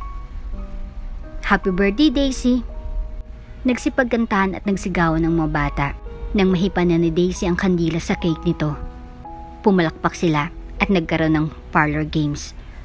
Kaya lang sa gitna ng kasayahan ay May dumating ng mga magicians. Sumunod na lumabas ay si Hans. Gwapong-gwapo sa polo nito at kumaway sa kanila ni Daisy. Si Tito Hans! Si Tito Hans! Tumalon-talon si Daisy habang tinuturo si Hans. Napanganga siya habang sinusundan ng tingin ang binata. Hindi si Johan kundi si Hans ang dumating. Napangiti siya kahit na nasasaktan siya sa mga oras na yon. Na-late na ba ako? Pasensya na, may operation pa kasi akong sinagawa. Napapakamot pa ito sa ulo. Kung makaastay para itong hindi respetadong doktor. Pagod ka pa, nagpunta ka kaagad. Ani at binigyan agad ng juice ang lalaki. Sus, ayos lang. Kayo pa ba nitong little princess dito? Hindi ko kayo matiis, no? Tapos pinisil nitong pisngi ng humahagikik na si Daisy.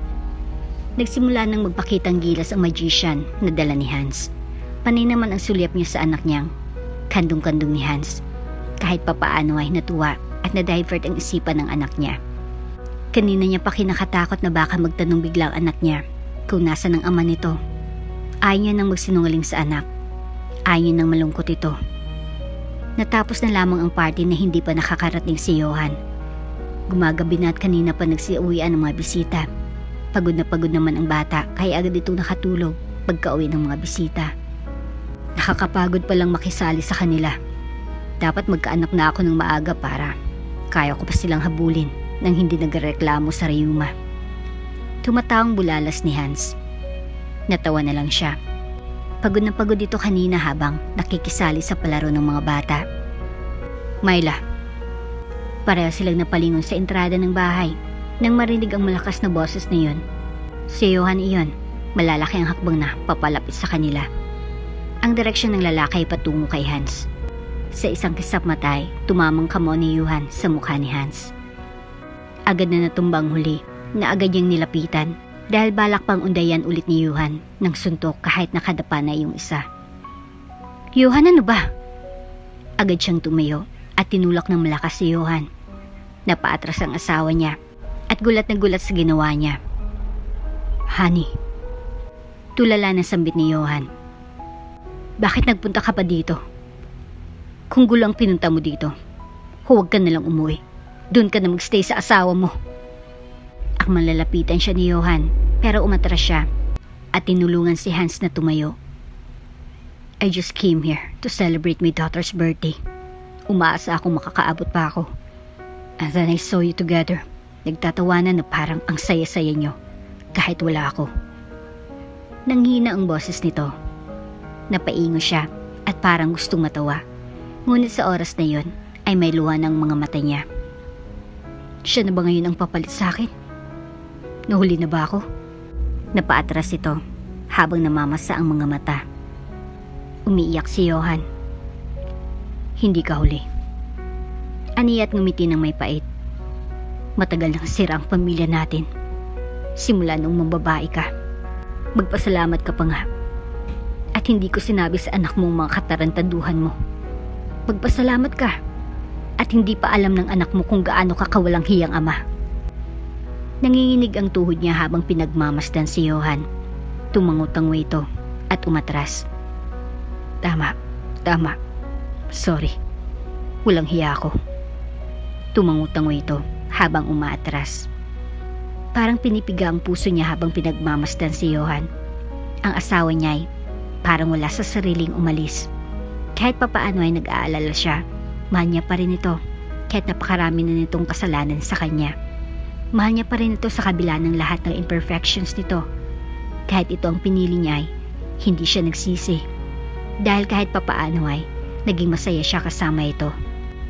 Pinasaya nito ang buhay niya noong mga panahon silang dalawa pa lang ang magkasama sa isang larawan.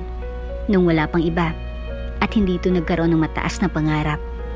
Sinira ng pangarap nito ang pamilya nila. Goodbye, Johan. Mahal kita pero pagod na ako. Huling nasambit niya habang pinagmamasdan ng papalayong asawa. I love you. Ikaw na yata ang pinaka-sweet na lalaking nakilala ko. Know what? Crush na talaga kita nung high school pa tayo. I'm glad that you're still single till now.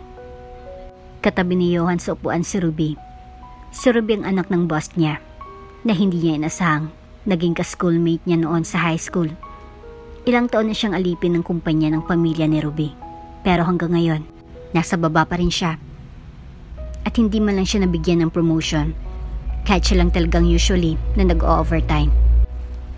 Noong dumating ang panahong kailangan na talaga ng anak niya ng pera para sa kemo nito, saka siya naglakas loob na kumapit sa patalim para ma-promote at makakuha ng malaking pwesto sa kumpanya. That way, masusuportahan niya ng mabuti ang anak niya. Wala na siyang ibang trabahong alam na mas malaking magpasahod, yung kasya para sa pagpapagamot sa anak niya at pambayad sa utang. Kapag lumipat siya sa ibang kumpanya, baka sa mas mababang posisyon siya ilagay. Mas lalong walang pag-asang magkaroon siya ng malaking sahod para sa pamilya niya. Mary here, kapag naging kayo, baka mapasayo pa ang kumpanya. Walang alam ang lalaking anak ni boss sa negosyo. Siguradong ikaw ang maswerteng mapapasahan nito kapag asawa mo na si Madam Ruby. Sulsul ng kasama niya sa trabaho. Napalunok siya. May asawa na ako, Jones. Mahal ko ang asawa ko. Hindi ko naman sinabing mahalin mo si Ruby. Ang sabi ko lang, gamitin mo si Ruby para umangat ang posisyon mo. Tapos kapag okay na, i-promote mo kaagad ako, ha? Kumindat pa si Jones. Napalunok ulit siya at napaisip. Pag-isipan mo yan. Malala ang sakit ng anak mo. Mahabang-habang gamutan pa yan. Malay mo, makasurvive siya. Makakasurvive ang anak ko. Malakas na batang anak ko. Hindi siya pa dadaig sa cancer na yan. Galit na putol niya sa sasabihin pa sana ni Jones. Tinapik-tapik nito ang balikat niya. Oo naman, pero syempre, posible yun kapag may malaking pera. Kailangan mo ng pera, di ba? Crush ka pa rin ni Madam Ruby hanggang ngayon, kaya i-grab mo ng opportunity na yan. Ilang araw niyang pinag-isipan iyon, hanggang sa nakapag-desisyon siyang patusin ang sinabi ni Jones na patulan si Ruby. Itinago niyang katotohanan ng may asawa siya. Si Jones ang nag-asikaso ng lahat ng papel para palabasing single siya, na hindi siya nagpakasal kailanman. Labag sa loob niyang pinagamit niya kay Ruby ang wedding ring nila ni Myla. Kaya talagang ginawa niya ang lahat para lang mapalitan ang singsing na yon at maibalik sa kanyang wedding ring nila ng pinakamamahal na asawa. Naibili na niya ng singsing ang pera nang malaman niyang may nangyari sa anak niya. Galit na galit siya sa sarili dahil sa katangahan niya. Pwede pa ba itong ibalik, miss? Aniya sa sales lady ng jewelry shop.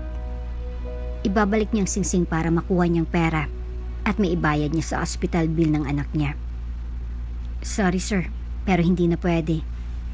Ani ng sales lady. Kaya wala siyang choice kundi ibigay na lang iyon kay Ruby. Nakuha niyang wedding ring nila ni Myla, pero nawalan siya ng malaking halaga ng pera na dapat ay para sa anak niya. Ginawa niya naman ang lahat para mabawi ang pera, pero hindi na talaga pwede. Makakautang pa ba ako sa'yo? Isang araw ay nilapitan niya si Jones para mangutang. Ibabayad niya iyon sa bill nila sa ospital. Kahit konting halaga lang ay ayos na siya. Di na baling madagdagan ng utang niya. Ang importante ay makalabas kaagad ang anak sa hospital. Alam niya hindi gusto ni Daisy ang amoy ng hospital, kaya sisikapin niyang makalabas kaagad ang mahal na anak. Naku, walang-wala ako ngayon eh. Alam mo naman ako, may mga utang din ako. Nagbayad na din ako sa ngayon. Baka matagana ako eh. Tapos ay ngumisi ang kaibigan niya. Napatango-tango siya. Laylay ang balikat niya nang balingan ng gabundok na papel sa desk. Dahil sa pag-aalala sa anak niya ay hindi niya na nagawa ang mga nakatokang gawain. Mababaliw siya kakaisip saan kukuha ng pera. Matagal-tagal pang kasal nila ni Ruby. Wala pa siyang karapatang makakuha ng pera sa babae. Nung kasal nila ay buong event, tulala siya. Gusto niya nang umiyak habang kinakausap ni Ruby ang mabisita sa reception. Gustong-gusto niya nang tumakas para makapunta kaagad sa birthday ng anak niya. Halos magmakaawa siya para lang i-move ni Ruby ang kasal sa ibang petsa. I like this day. Meaningful to sa akin, love. Ito ang time na nagkita tayo sa soccer field ng school. Kaya gusto ko talagang ito ang magiging date ng wedding natin. Ito ang dahilan ni Ruby. Ilang beses niyang sinubukang makumbinsi ito, pero hindi naging successful. That night, habang ini-entertain ni Ruby ang mga bisita, panay na ang tingin niya sa orasan. Makakaabot pa kaya siya sa birthday ng anak niya? Kumusta na kaya ito? Masaya kaya ito sa birthday nito? Si Myla, kumusta ng asawa niya? Wala siya sa importanteng araw na iyon ng anak niya. Hindi man lang pala nanggaling sa mayamang pamilya. Talagang pumayag si Ernesto na iyan ang mapangasawa ni Ruby? Narinig niya pang bulungan ng mabisita nila sa kasal. Mga kaibigan ng pamilya ni Ruby iyon. Baka buntis kaya nga pumayag na lang. Alam mo naman ang mga kabataan ngayon. Hindi niya napinansin ang mga masasakit na salitang binato ng mga bisitang iyon sa kanya.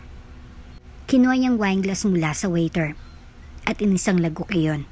Hanggang sa nakalimang shot siya. Iyon na lang ang tanging paraan para makatakas siya sa reception at makauwi. Kailangan niyang maabutan ang birthday party ng anak niya.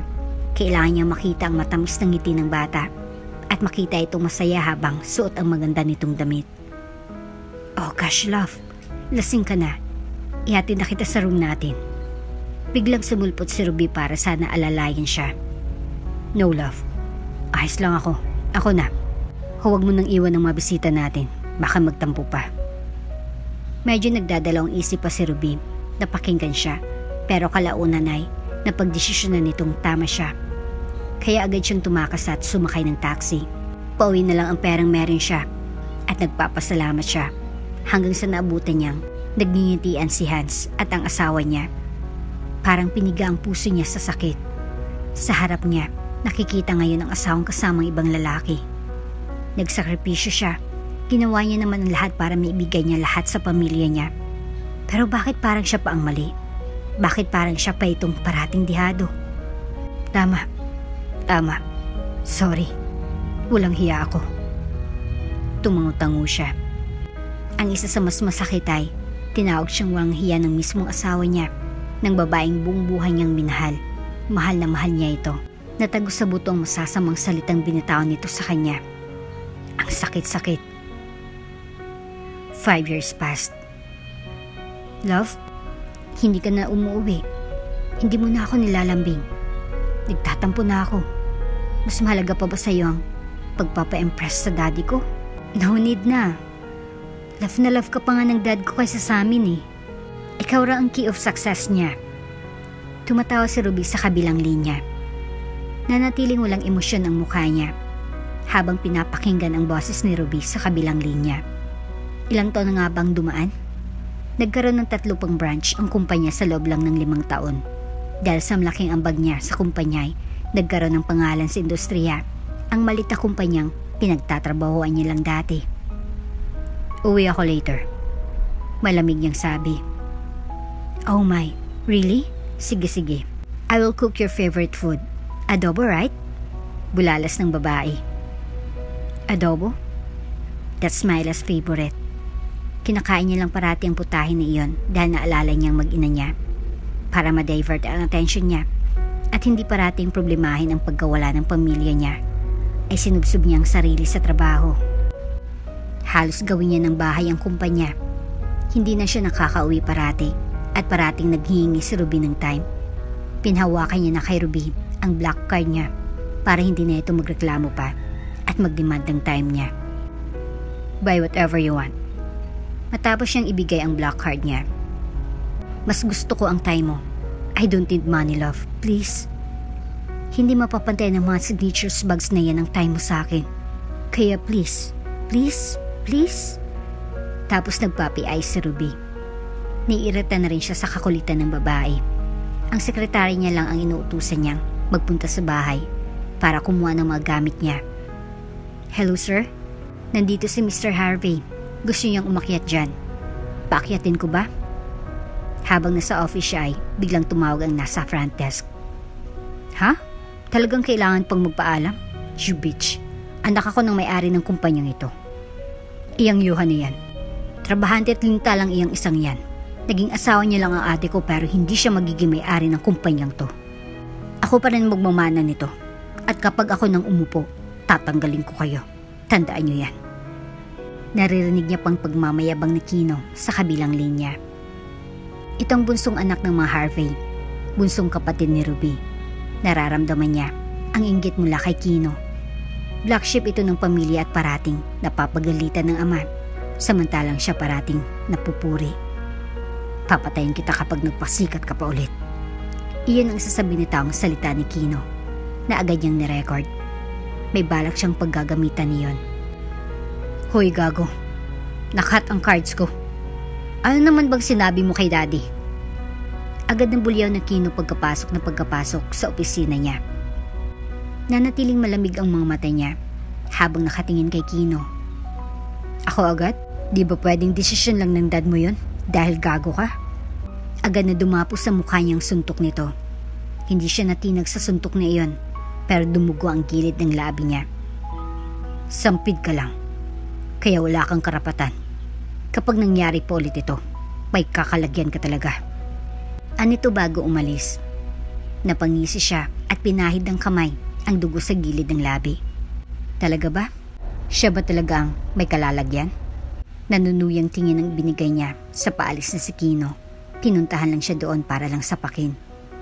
Napapailing siya, talagang napaka-immature. Di bali, ngayon na rin naman ang huling araw niya sa buhay ng mga Harvey. Mamaya ay matatapos ng lahat. Malaki-laki ang negosyong napatayo niya sa ibang bansa. Siniguro niyang may naitabi siyang pera para hindi na ulit sila maghirap. Pinaghandaan niyang araw na may ibabalik niya sa tabi niya ang mga mahal niya sa buhay. Ang mag-ina niya. Sa pagkakataong ito ay hindi na sila maghirap at mabubuhay na silang marangya kahit saan man sila magpunta. Magbabagong buhay sila kasama ni Myla. Love, malapit ka na ba? Tumawag ulit si Ruby. Yes, love. Nasa loob na siya ng sasakyan, pauwi na siya at nakahanda na rin ang plano niya sa gabing yon. Ingat ka. Love you. Nagkiss pang babae sa phone. Ilang saglit ay biglang may humarang sa van sa sasakyan nila. Bumaba ang mga armadong lalaki. Kinaba ng driver niya. Sir! Bulalas ang driver niya na agad na pahinto. Tinutukan ng baril ng lalaking bumaba ang driver niya. Buksan mong pinto! Nilingon siya ng driver para siguro hingin ang desisyon niya. Buksan mo. Direktang sagot niya, kaya agad sumugod ang driver at binuksan ang pinto. Siya na mismong bumaba habang tinutukan siya ng baril ng armadong mga lalaki. Sinakay siya sa van ng mga ito. Successful, boss. Ani ng lalaking nagdadrive sa unahan, nakatingin ito sa kanya. Very good. Aniya sa mga lalaki. Ang totoo niya ay mismong tauhan niya ang mga taong ito. Binayarin niya ang mga ito para kunyari, dukutin siya. Si Mr. Harvey kaagad ang kumilos para mabawi siya sa mga kunyaring kidnappers niya. Nagpapasalamat siya at nasuntok siya ni Kino, kaya parang realistic ang kidnapping sa kanya. Isang tao lang ang pinagdududahan ko, Dad. Dahil minsan niya na rin akong pinagbantaan noon. Kung gusto niyo pa ng preba, heto. Aniya sabay lapag ng USB niya. Nakuha siya at ngayon inimbestigahan ang pangyayari sa kidnapping na nangyari sa kanya. Plinay iyon ng mga pulis nang ibigay niya ang USB niya. Papatayin kita kapag nagpasikat ka pa ulit. Umalingawa ang malakas na boses ni Kino sa video. Galit na nilingon ni Mr. Harvey ang tauhan. Call that bastard immediately. Umiling-iling siya kay Mr. Harvey. Kahit anong gawin ko sa pamilyang ito, Dad, masama pa rin ako sa mata nila. Ginawa ko naman ang lahat. I'm so disappointed. I'm sorry. Siguro ito na ang panahon para sumuko. I need an annulment. Namilog ang mga mata ni Mr. Harvey. No, son. I'll make sure na pagbabayarin ko ang sinong may gawa nito. Please, huwag mong hiwalayan ang anak ko. I'm begging you. Hinawakan pa ng matanda ang kamay niya at bakas ng pagsusumamo ang mga mata. Nagawa niya rin naman ang lahat ng kailangan niyang gawin bilang asawa ni Ruby. Hindi sila nagkaanak ni Ruby.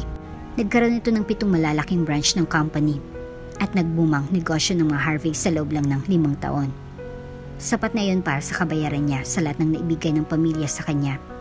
Natulungan niya na ang pamilya at oras naman para bumalik siya sa totoo niyang pamilya. Kina Myla at sa anak nila. Love, please. She love me, right? Bakit naman ganun? Malalagot sa akin si Kino. Pagbabayarin ko siya. Bulalas ni Ruby habang sunod ng sunod sa kanya habang nagliligpit siya ng mga gamit niya. Tapos siyang maligpit at lumabas siya at nasalubong niya si Mr. Harvey. Lungkot ang nakabalatay sa mukha ng matanda. Aalis na ho ako, aniya sa matanda. Akmang lalampasan niya na ito nang bigla itong magsalita. Kaya't hindi na dahil sa anak ko. Kaya't dahil na lang sa mga pinagsamahan natin, iho, bumalik-balik ka pa rin dito kapag may pagkakataon ka. Bukas ang tahanan ko para sa'yo. Nilingon niya si Mr. Harvey. Tumango siya sa matanda. Biglang sumulpot sa pinto si Ruby at handa na namang sundan siya. Ruby Rose, stop it. Pinaraman mo ng annulment kaya hayaan mo na siya. Kapag nagpakahibang ka pa rin at ginulo mo siya, aalisan kita ng mana. Umalingawa ang boses na yun ni Mr. Harvey. Natigilan si Ruby at hindi na nagawang ihakbang pa ang mga paa palapit sa kanya. Hanggang sa mga oras na yun ay narespeto pa rin ni Mr. Harvey ang desisyon niya. Naging mabuting ama ito sa kanya, naging mabuting kaibigan at presidente ng kumpanyang pinapalaki niya. Nagpapasalamat siya at nakilala niyang matanda noong mga panahong lubog na lubog siya. Ngayon ay harap siya sa panibagong kabanata ng buhay niya. I'm very sorry, Hans. Sambit niya habang magharap sila ng lalaki. Nasa terminal sila ng bus.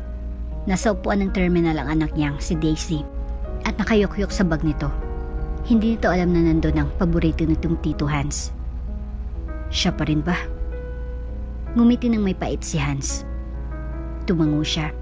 Sa kabila ng lahat ng nagawa ni Johan, ay ito pa rin ang laman ng puso niya. Hinding-hindi yun madaling palitan. Hanggang sa mga oras na yun ay inilihim niya pa rin ang manangyari noon sa anak niya. Hindi nito alam ang dahilan niya kung bakit kailangan nilang iwan ng ama nito. Simula noon ay halos ayaw na siyang kausapin ng anak. Sa awa ng Diyos ay nakasurvive ang anak niya sa cancer. Proud na proud siya at malaki ang naging pasalamat niya sa Panginoon na binigyan nito ng pangalawang chance ang anak niya. Dumayo sila at tinayaan sila ni Hans na magtungo ulit sa liblib na lugar na iyon. Doon sila magsisimula ng anak niya. Sisikapin niyang makabuo muli ng mga alaala kasama ng anak niya. Magandang alaala. 5 years passed. Herman, Diyos ko, kumalma ka. Tumigil ka na. Nabulabo ang tahimik na umaga nila nang umalingawaw ang malakas na sigaw ng ina niya mula sa sala. Dali-daling bumaba ang anak niya at sumunod siya. Kabado siya habang pababa ng hagdan. Daddy! Boses iyon ni Daisy. Hindi niya na kailangang bumaba ng tuluyan para malaman kung sinong nasa baba at sinuntok ng ama niya. Walang iba kundi ang damuhong si Johan. Napanganga siya. Malaking pinagbago ng lalaki. Mas nag-mature at mas naging malaki ang katawan nito. Kung gwapo ito noon, mas lumala ngayon. Honey, tulalang sambit ni Johan. Huwag mong mahani-hani itong anak kong hayop ka. Akmang kukwalihan na naman ng ama niya si Johan nang pumagitna ng mama niya at si Daisy. Alam na ng magulang niyang tungkol sa nangyari sa kanila ni Johan. Inamin niyang lahat sa magulang niya. Ayaw niya lang nasabihin ng mga ito sa anak niya ang ginawa ni Johan noon. Ayaw niyang lasunin ang kaisipan ng anak niya at magbago ang pananaw nito sa ama nito. Ayos na iyong siya na lang ang may alam ng lahat at mga magulang niya. Lolo, tama na! Lolo! Sumigaw-sigaw na si Daisy para lang makinig ng papa niya. Pa, tama na! Siya nang napasigaw nang akma na namang mananapak ang ama niya. Napalingon sa kanyang magulang niya. Medyo judgmental ang matingin ng mga to. Akala mo talaga makikipagbalikan siya kung makatingin ng mga to. Naririnig tayo ng mga kapitbahay. Depensa niya. Saka lang naging tahimik ang bahay nila. Ilang minuto lang ang dumaan at maayos na silang nakaupo sa sofa ng sala nila. Nakakatusok ang tingin ng ama niya kay Johan. Kung makatingin akala mo talaga manliligaw niya si Johan at sinasala ng mga to kung pasado bang maging syota niya. Balak mo bang makipagbalikan sa anak ko? Kaya ka nandito? Kung yun ang balak mo, hindi ako makakapayak. Direktang sabi ng ama niya. Herman, hindi ikaw si Myla. Huwag kang pala desisyon dyan. Sumingit ang mama niya. Kinagat na lang ni Daisy ang labi para hindi mapabunghalit ng tawa. Sasamain talaga ito sa lolo nito.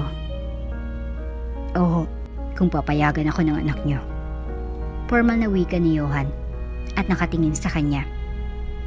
Abot ang kapal.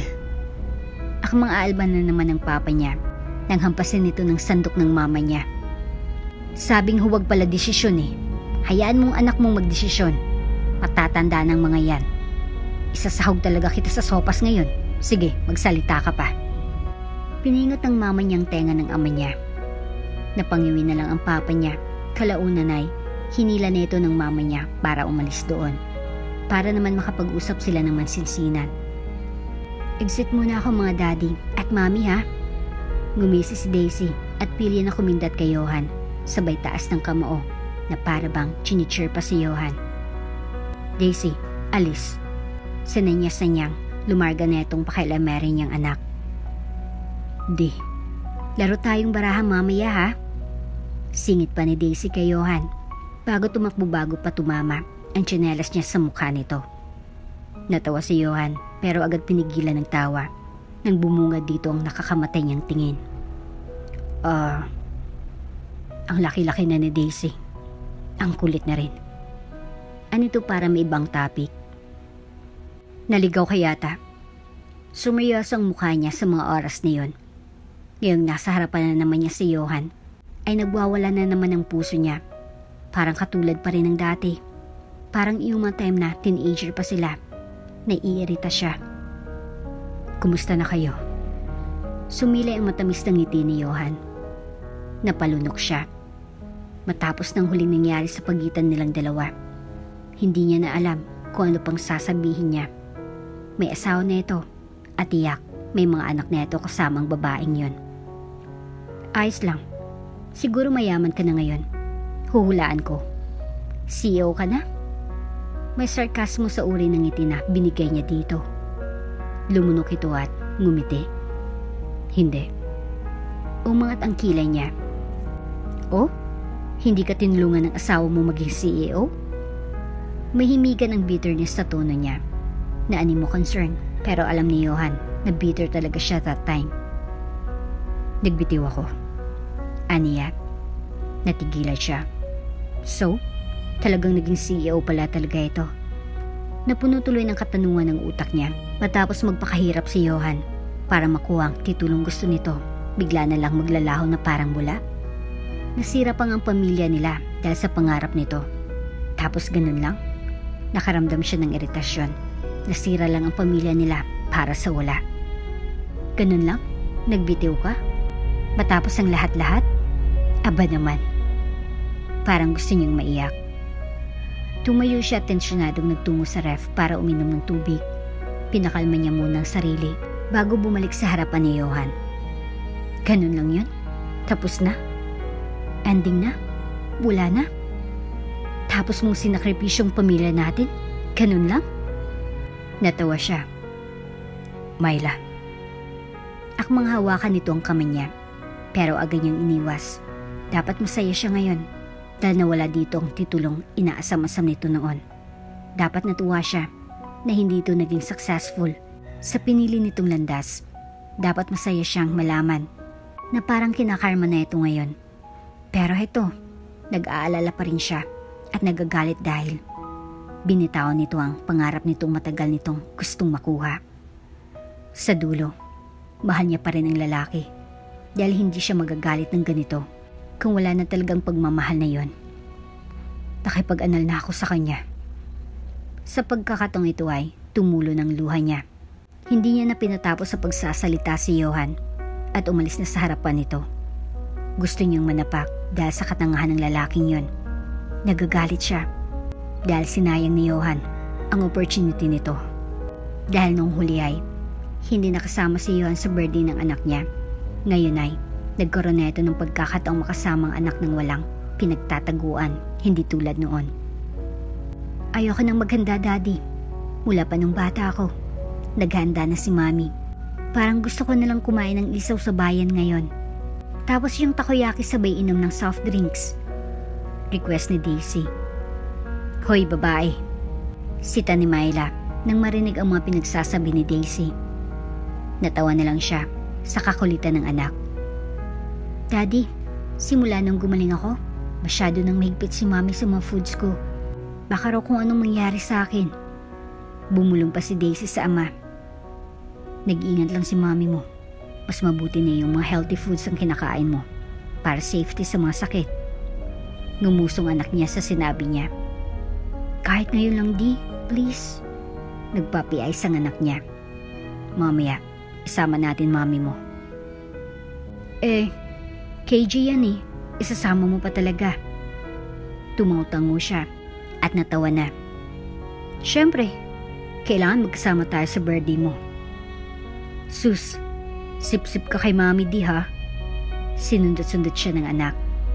Namilog ang mga mata niya. Talagang natawag pa siyang sip-sip ng anak niyang to.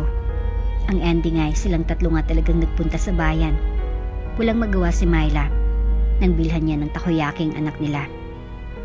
Tutusukin na talaga kita ng steak. Pinanlisikin niya si Myla ng mga mata. Ngayon lang. Aniya. Kaya nga Mi, ngayon lang. Sumingit pang anak niyang ngumunguya ng takoyaki. Nakutusan tuloy ito. May nadaanan si Johan na balon na may umiilaw na hawakan. Bata pa rin si Daisy sa paningin niya, kaya binilan niya ito. Paniguradong matutuwa pa rin si Daisy roon. Sa anak niyo, sir? Nakangiting usisa ng tindero. Malapit sa simbahan ng pwesto ng balon. Papasok kasi sila ng simbahan. Opo, ngumiti rin siya dito. Tinitigan niyang balon na may nakalagay na happy birthday at napangiti. Naunang tumawid ang mag-ina niya. Kaya lang namilog ang mga mata niya nang makita ang humarurot na van. Ang problema ay papunta sa mag-ina niya. Agad niyang tinakbong pagitan nila at tinulak ang dalawa. Namalay niya na lang na nakahiga na siya sa semento. Hindi niya na magalaw ang katawan niya. Nakita niyang pag-iyak ng mag-ina niya bago nagdilim ang paningin niya. Ang daya. Hindi man lang siya hinayaang ibigay munang balon na binili niya bago siya maaksidente. Kahit hinayaan mo lang siyang makapagsabi sa anak niyang happy birthday at mahal na mahal niya ito. Hindi man lang ito nalaman kung gaano niya ito kamahal. Hindi niya man lang nasabi kay Myla kung gaano niya ito kamahal at araw-araw itong pinapangarap niyang makasama at makita. Kaya lang ngayon, parang tapos na yata. Marami pa siyang gustong gawin pero naunahan na siya ng karma. Karma na nga yata to. Habang pinapanood ni Myla na nire-revive ng mga doktor si Johan, ay hindi maampat ang luha sa mga mata niya. Hindi siya umalis sa glass window ng pinto ng emergency room. Bawat pump at tuwing umaangat ang katawan ni Johan, sa higaan ay nagdarasal siya. Na sana makayanan ito. Na sana maging okay na ito. Namilog ang mga mata niya nang makita ang pag-straight line ng monitor. Napanganga siya. Nakita niya kung papaano nagmamadaling kumilos kaagad ang mga nurse. Johan, lumaban ka. Please. Lumakas ng boses niya sa labas ng ER. Ilang saglit at niyakap niya siya ng ina niya. Umiiyak na siya habang yakap ng ina. Ma, hindi pa siya pwedeng mawala. Hindi pa pwede. Marami pa siyang panahong igugugol sa amin ng anak niya. Magkakasama pa kami sa susunod na birthday ng anak namin. Para siyang baliw na napasalampak na lang sa sahig. Nang lumabas ang doktor mula sa ERI, agad siyang tumayo para malaman ang resulta. Stable na siya. Nagawa niya pang makasurvive, Mrs. Siya ang kinausap ng doktor. Napahawak siya sa dibdib. Tila binunutan siya ng patalim doon matapos siyang marinig ang magandang balitang iyon ng doktor. Ma, ayos na siya. Ayos na siya. Napangiti siya habang basa na naman ng luha ang mga mata. Tears of joy na iyon sa pagkakataong ito. Hindi siya umalis sa tabi ni Johan. Habang nakakoma ito, binantayan niya ang lalaki. Ito ang pambawi niya sa mga panahong wala siya sa tabi nito noon na hindi sila magkasama. Nag-aaral na ulit ang anak mo. Masaya siyang nakabalik sa school na wala ng sakit na pinoproblema. Kapag nagising ka, ikaw nang maghahatid sa kanya. Ayos lang ba sa'yo na sabay mo naman natili kapag nagising ka na? Alam mo, Inayos ni Papa yung silid sa taas. Iyon daw ang gagamitin natin kapag nagising ka na. Tsaka, mabait na si Papa sa'yo. Huwag kang mag-alala. Pinupunasan niya ang braso ni Johan. Parati niya yung ginagawa. Magpahinga ka naman anak. Kami na muna ni Papa mong papalit sa pagbabantay sa asawa mo. Hindi naman pwedeng ikaw naman ang may sakit kapag nagising ang asawa mo. Pagkukumbinsi ng mama niya, pero hindi siya padadaig. Duman ang 5 buwan, isang balitang nalaman niya na nagpasigaw sa kanya sa gulat. Gumalaw ng kamay ni Johan sa wakas. Gising na ito. Honey? Honey? Kung hindi lang bawal na yakapin ito ng mahigpit ay ginawa niya na kanina pa. Sa wakas gising na talaga ito. Talagang nakasurvive si Johan. Gising ng daddy mo. Masayang balita niya sa anak isang umaga. Sobrang tuwa ng anak niya na nagawa pang magkating para lang makita ang ama na gising na. 2 araw nang nakahiga pa si Johan pero gising na. 3 araw ay talagang nakakapagsalita at maayos na itong nakakabangon. Ayoko na munang pumasok, Mami. Hindi naman talaga seryosong klase namin ngayon. Ungot ito at halatang gusto naman itong tumambay pa sa hospital kasamang ama. Sabay silang umakyat at nakutusan niya si Daisy dahil sa pag-absent na naman ito. Nakarating na sila sa silid ng ama ay tinulak kaagad ni Daisy ang pinto. Nakapasok silang 2 ng anak niya at huli na ang lahat bago nila napagtantong nasa loob ng silid na yon ang dating naging asawa nito. Si Ruby. Siya ba? Siya bang sinasabi mong totoong mahal mo, Johan? Bigla na lang siyang tinuro ni Ruby. Ruby. Napapikit ng mariin si Johan. Pasensya na. Babalik na lang kami mamaya. Hinawakan niyang kamay ni Daisy at hinila sa kung saan palayo sa silid na yon. Stay here, honey. Natigilan siya nang sabihin niyon ni Johan. Kita niyang napapanganga si Ruby sa narinig. Hindi siya nga ang babaeng dahilan kung bakit ako nakipaghiwalay sa'yo, Ruby. Sariling desisyon ko yun. I was already married when I married you, Ruby. Napanganga ang babae. Mula noon hanggang ngayon, mahal na mahal ko pa rin ang babaeng yan. I'm sorry. The truth is, I use you to get what I want. Umiling-iling si Ruby, tila hindi matanggap ang mga sinabi ni Johan. Napayuko siya at hawak pa rin ang kamay ng anak habang pinapakinggan ng mga masasakit na katotohanan. She loved me. She said she loved me. Giit ni Ruby. Tumango siya. Dahil sinabi mo, Ruby, hindi galing sa puso iyon. Ilang saglit ay, bigla na lang tumakbo si Ruby palabas ng silid ni Johan. At nagatinginan sila ni Johan nang mawala ng babae. Ngumiti ang lalaki at tinapik ang kama malapit dito. Dahan-dahan silang 2 ni Daisy na lumapit dito. Nang makalapit na ay, agad niyakap pareho ng lalaking 2 babae sa buhay nito. Di, love mo talaga kami? Nakangisi na paniniguro ni Daisy. Tumango si Johan. Oo naman syempre. Pareho kayo ni Mami. Mahal ko kayong 2. Humigpit ang yakapan nilang 3. Dahilan para mapaaray si Johan. Sabay naman silang nagsorry sa padre de pamilya nila. Hoy, mabinat iyang tao. Ang kukulit yung 2 mag-ina. Sita ng ama nila nang makarating sa silid ng hospital.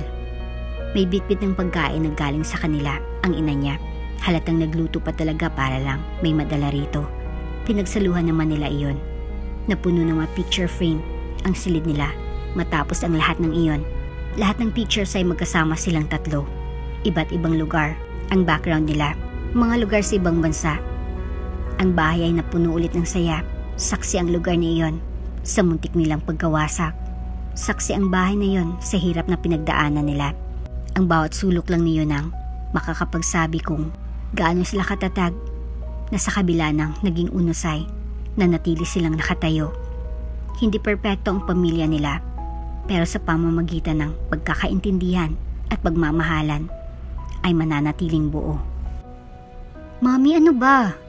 Umupo ka lang doon. Ang kulit eh. Bulalas ni Daisy at pinapabalik siya sa pagkakaupo sa rocking chair. Kami nang magbibig.